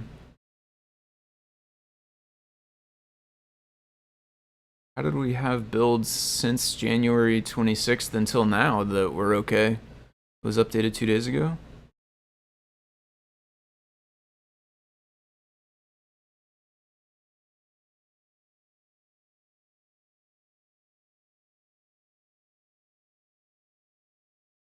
We know bundles?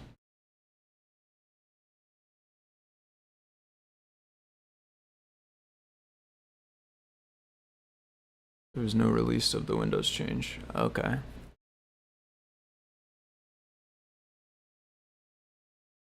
I see.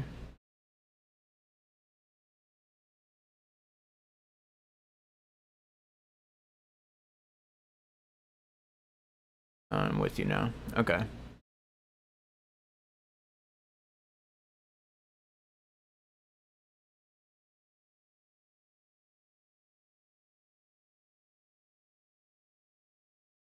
Has there been discussion in... I haven't looked at... I don't think CircuitPython Dev today. Has there been any discussion today about that in there?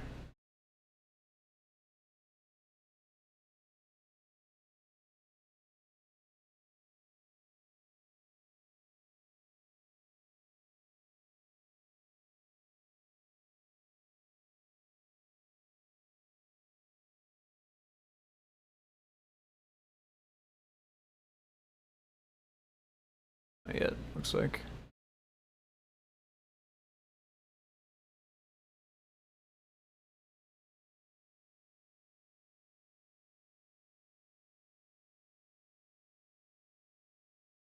Okay. I will try this out later on today.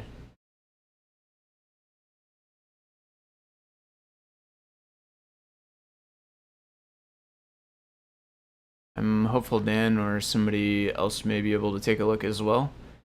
I don't necessarily feel comfortable like reviewing it, merging it, and releasing it all by myself, but I could try it out and mention whether it works in my system and see if the bundle that comes out has got those things fixed. And then I guess we would try, must get fetched from here automatically from the released branch somehow during the normal process. Okay, so where did we, so to here I can refresh this page and it has the stuff in it, but if I go back and come back to it, it doesn't. So I think refreshing, that's probably just because refreshing is not causing it to refetch the file again. So I do think our save is not necessarily working. We're sending we're getting back the no change response, no content response, which as far as I can tell is meant to be success.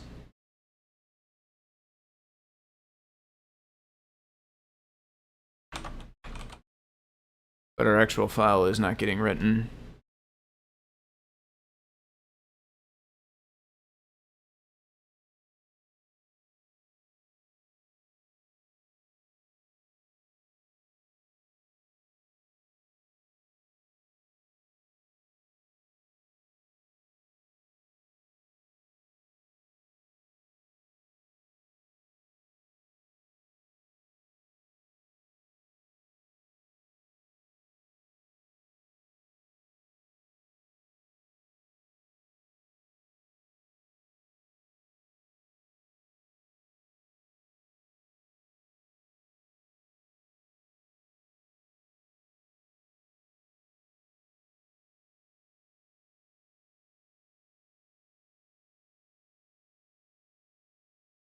Directory. This is actually more specifically if you're putting a directory, which seems weird. Guess it will try to create a directory for you.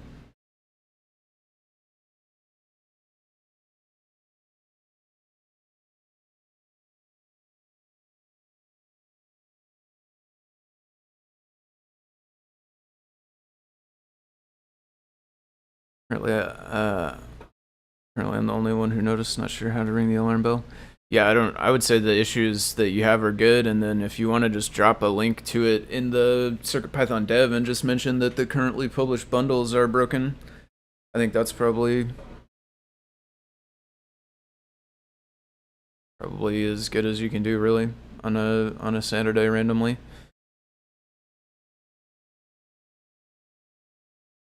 So I guess part of the issue is we made all those changes back then, but never did a release. So a lot of those changes weren't getting used, I guess. So here's where we got our conflict from. New file starts as false. File write error.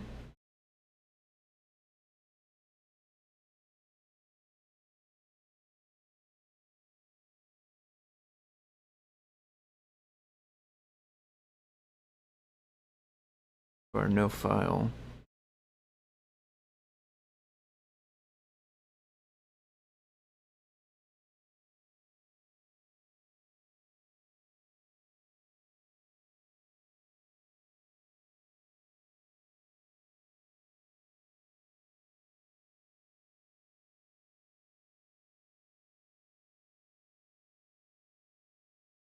Load too large. Okay, rewind.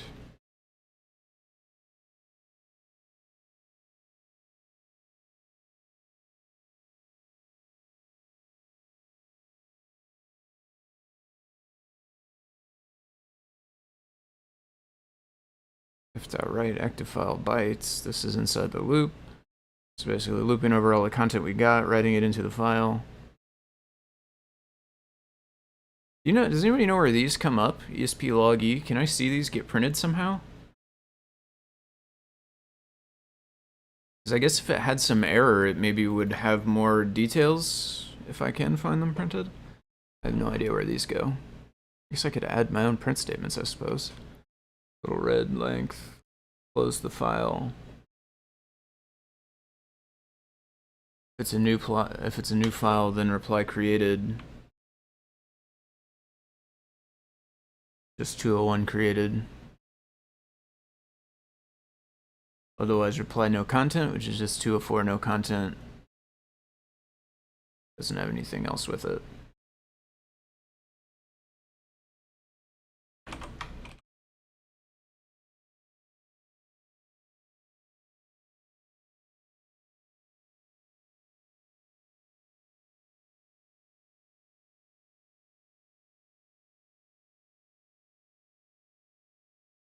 That seems to be the end of it.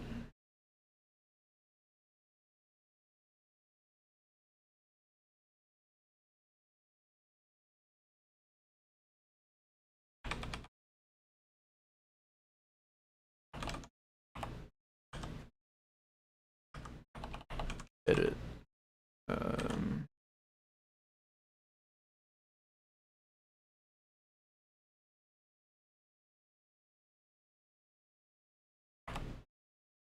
It will fail to load because there's nothing in it.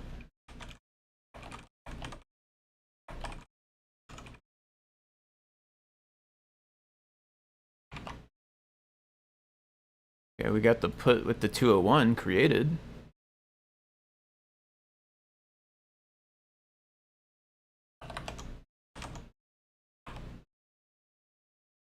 That created it, but it doesn't have any content.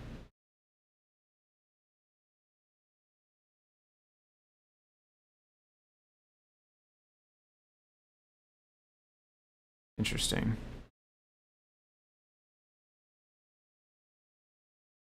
I wonder if we actually need storage remount. Maybe if we just eject, we could still do this without the storage remount thing. In fact, possibly the storage remount could have thrown us off.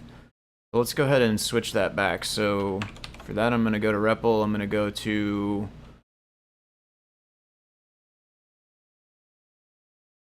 import OS. Is there an os.rename or something? Yeah.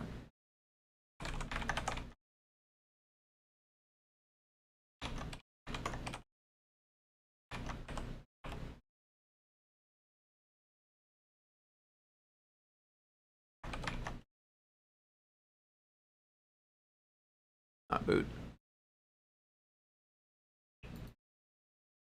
Okay. Unplug, replug.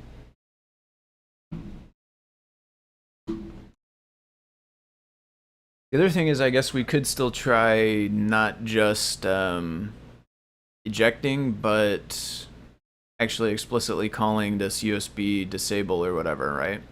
Disable USB drive. Maybe we try that as well.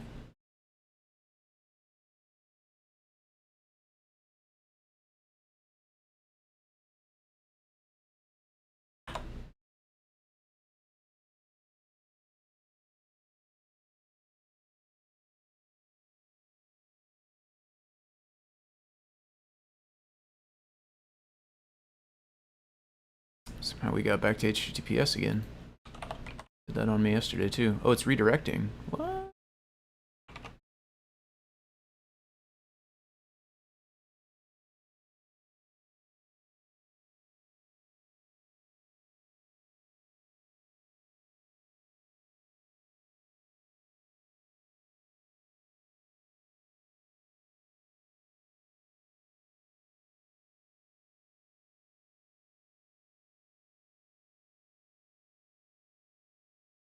Yeah, actually that's why my MPY file is broken too. Mine does have raw Python in it.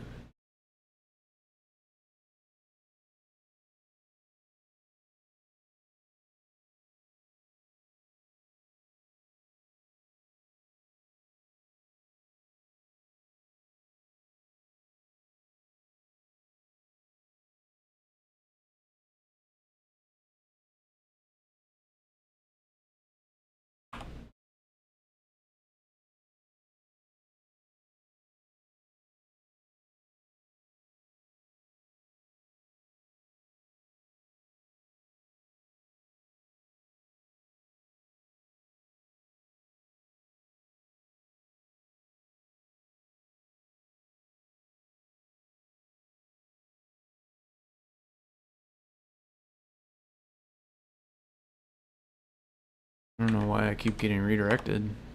Okay.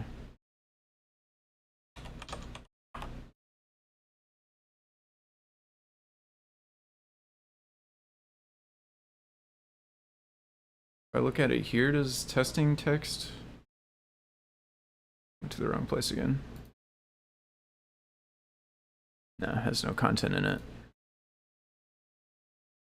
Maybe we're not sending our data the right way. Maybe it needs to be, maybe it does want JSON or something.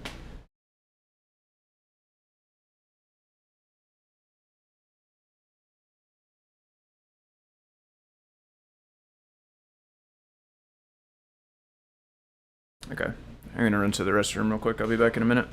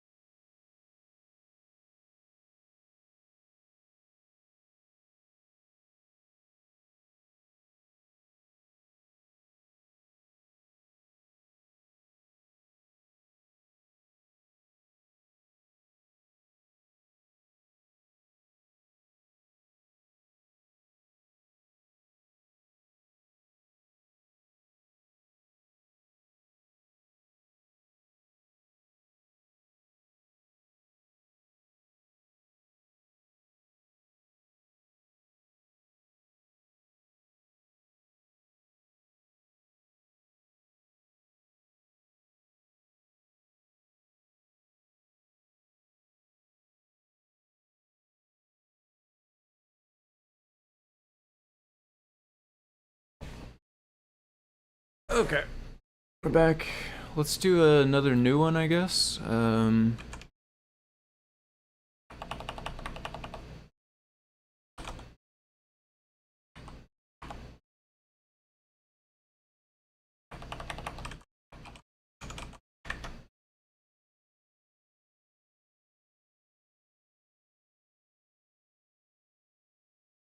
we got, okay, 409 because I never did this.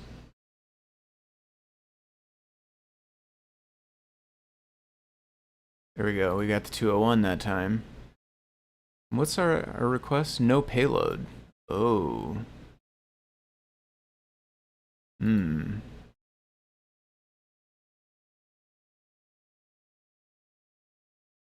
Hmm.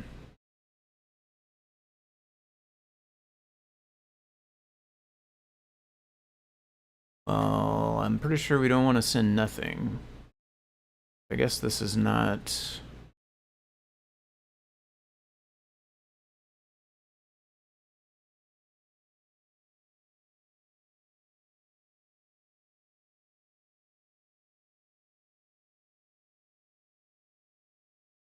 Does this not get data from this thing?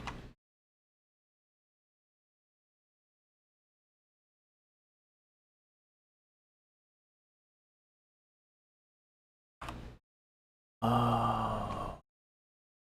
Bummer, huh? Okay, well. Text? What is the problem here? How do you get the value from it?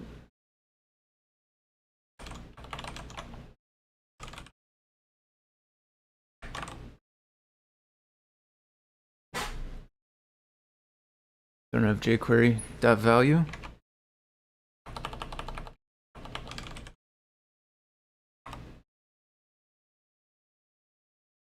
That'll do it, huh? That value right there. Run that. The minified one. Make a new build.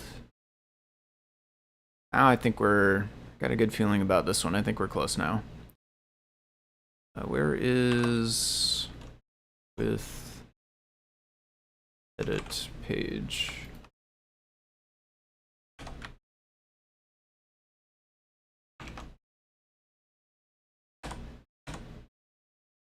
So we're actually pretty close though, right? We know our put is working. We know that we have the ability to create files. If we can get our data to go to it, it seems like we're going to be good. Seems like it's going to do what we're thinking here.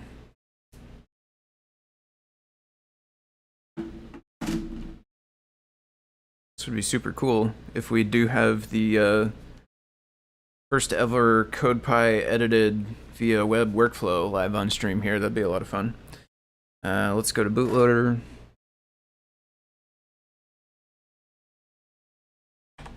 Copy that over.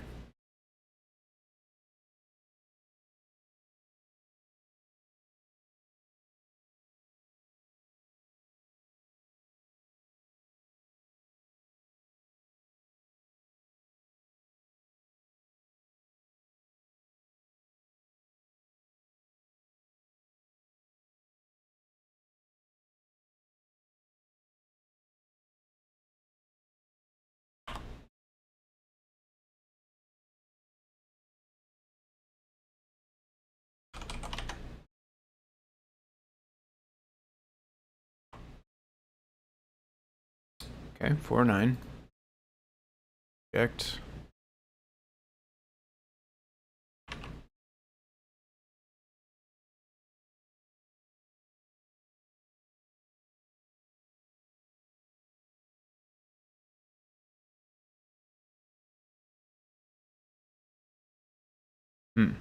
Didn't complete that time.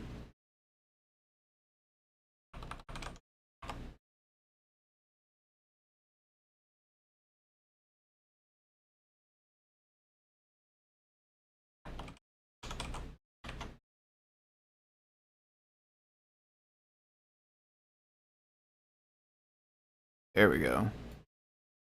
204. We have actual content. Oh, yes. Okay. Content length 13. Request, payload, web workflow. Oh, I think we're looking good. So let's go back to FS. Let's click on another text. Oh, yeah. Oh, yeah. Okay. So now let's go CodePy. And let's go delete all this.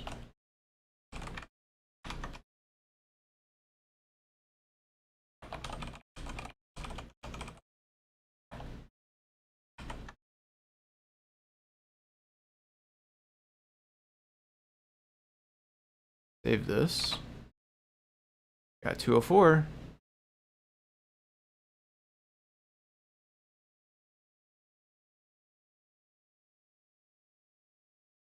And I'm not sure if, I don't think it's going to restart itself, so I'll go REPL and I'll go D. Boom. We did it. Oh, that's awesome. That is super cool.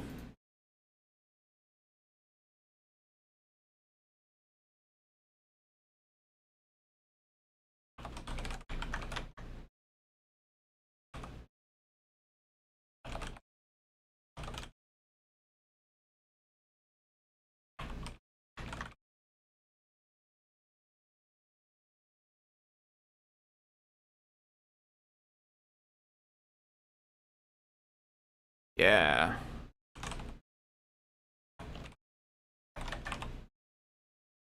Feel like we need a we need some of this action here. We need like some, need at least a tada at least, right? I think bare minimum. What? Party popper? Okay, well, whatever. My goodness, can I just get my party popper and leave? Do we need to do this?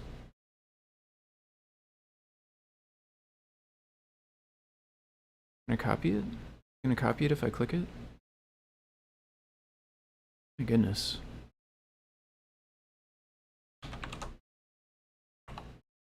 Okay. Save it. Oh, you're kidding me. You're kidding me. All of that and we get a broken boxy thing? That's terrible. Alright, well, we changed the code. That's good. We got the tadas in the Discord chat, which we'll do for now. I thought this could work like this. Maybe it's my PyCharm terminal or something. Or Tio. I swear I've printed these before. Maybe not tada specifically, Suppose that's possible. Yeah, this is really cool. Okay, so I think we PR this to Scott's branch. I would like if he will review and or merge this to his. That way, as he's working on it, I don't have to keep re-adding my edit thing. And also we can get feedback from him, like if he wants it to work the way it is now or not. Terminal font issues will not stop us. That is true. Terminal font issues will not hold us back. Not in the slightest. Okay, this is really awesome, actually. I'm super excited about this. And honestly, I'll say, being able to not have to use the boot pie, being able to not have to have this, and instead just, eject, that's actually really nice. I like that quite a bit. That also means if you were powered off of a battery,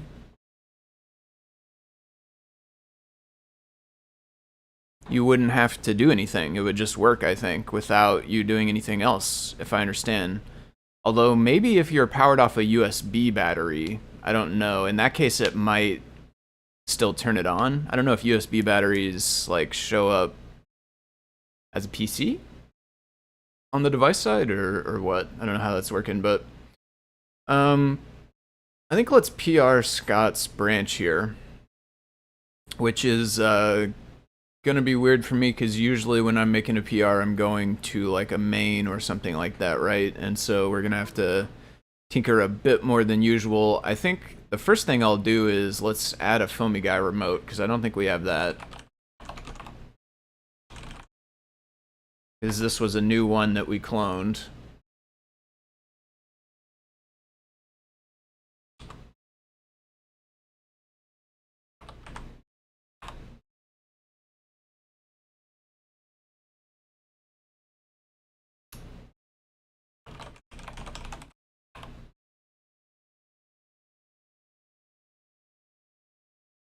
And basically right now I want to just make a new branch from where I'm at, which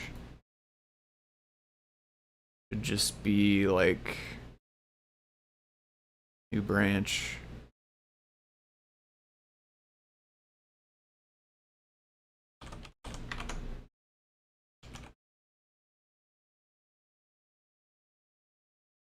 Call it editing, or should I call it Foamy Guy, with the idea being I'm going to keep working on this branch with other stuff potentially. Let's do that way for now. We're going to check this out. I'll try to run pre-commit, I don't know.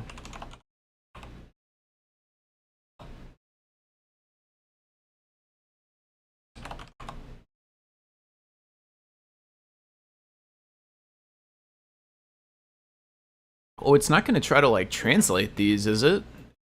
I wonder if it's going to think this is like stuff that needs to be translated. Translations? We did fail translations. Do any of those things fix themselves, or I don't actually know how that works. Okay, we passed this time. Yeah, we'll need, I don't know if there's like exceptions or something. If these do get picked up as like strings it's trying to translate, we definitely won't want that. I mean, I guess, yeah, no, we won't want that. It shouldn't ever print it anyway, so maybe it knows that it's not going to print it and it won't ask for a translation of it. I'm not sure.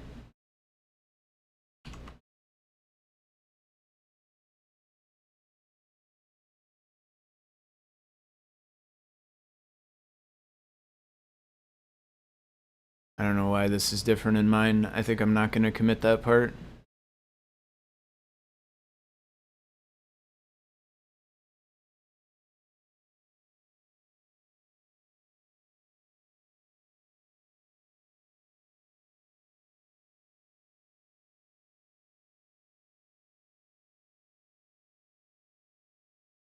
Supervisor? Okay, this one's actually new though.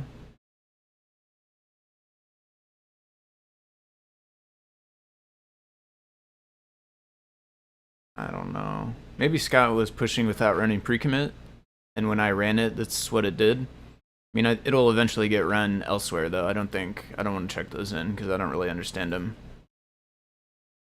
This part I want to check in, though. This has my actual changes in it.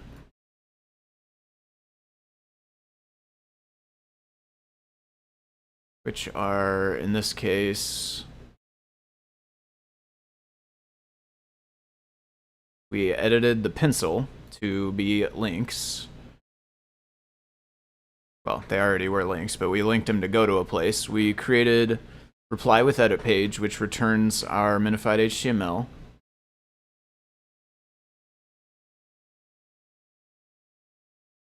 We put back in our, what I think of as a view. We put back in a handler for the edit URL, basically. It calls our new function. This is another to-do, I think. Yeah, okay.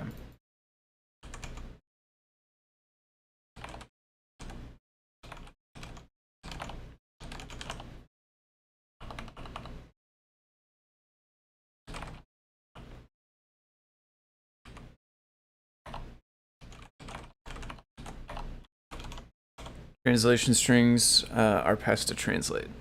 Okay. Strings passed to translate.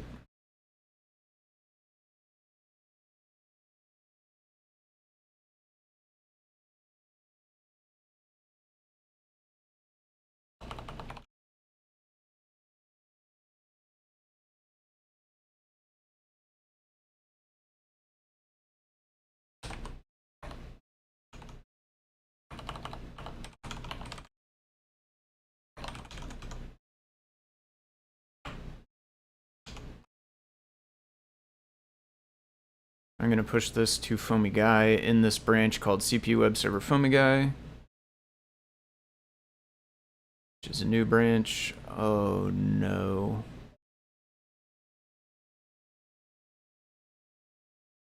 Might want to localize the text. That's a good point. True, yeah, like the save button and anything else that's in there might be localizable, yeah.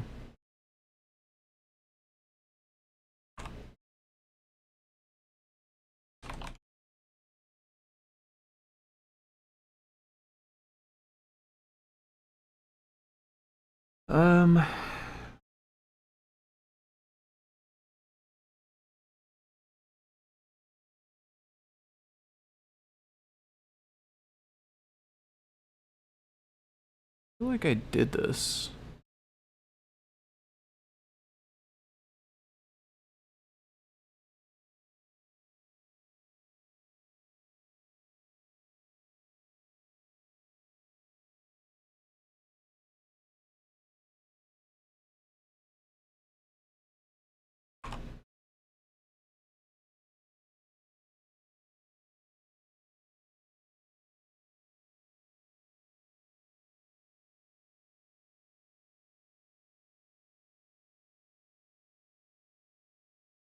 Not going to be very much of interest right now because I need to get a token.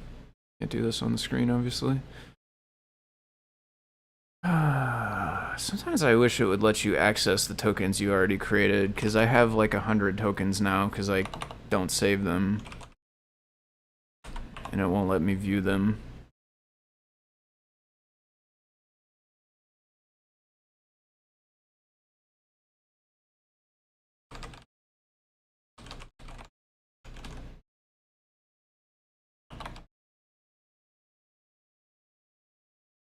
Also don't remember the right things.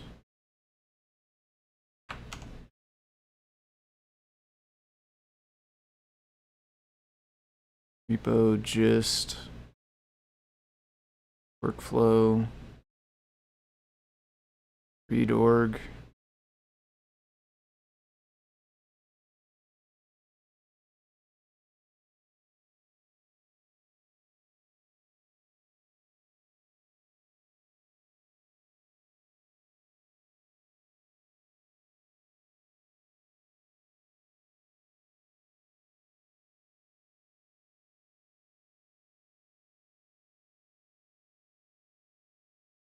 That's not even where I said to push.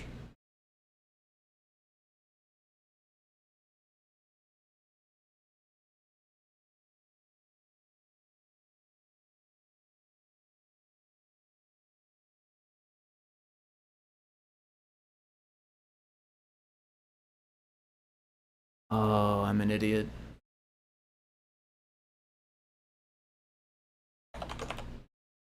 I copied this and didn't change it.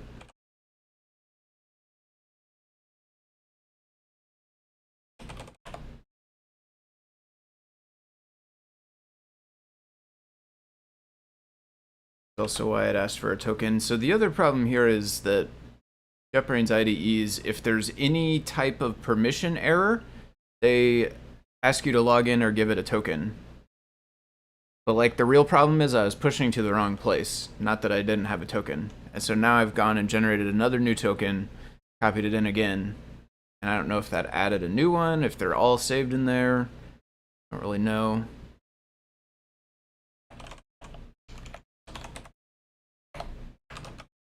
This is what we really meant to do though. This one there.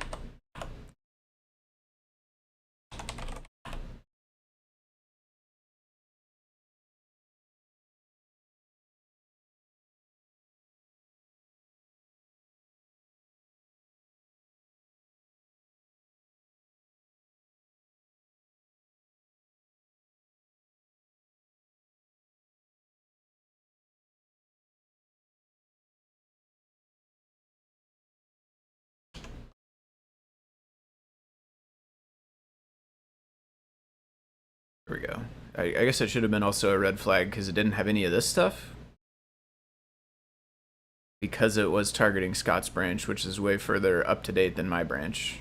So we would expect to see all of this stuff because mine's going to be out of date.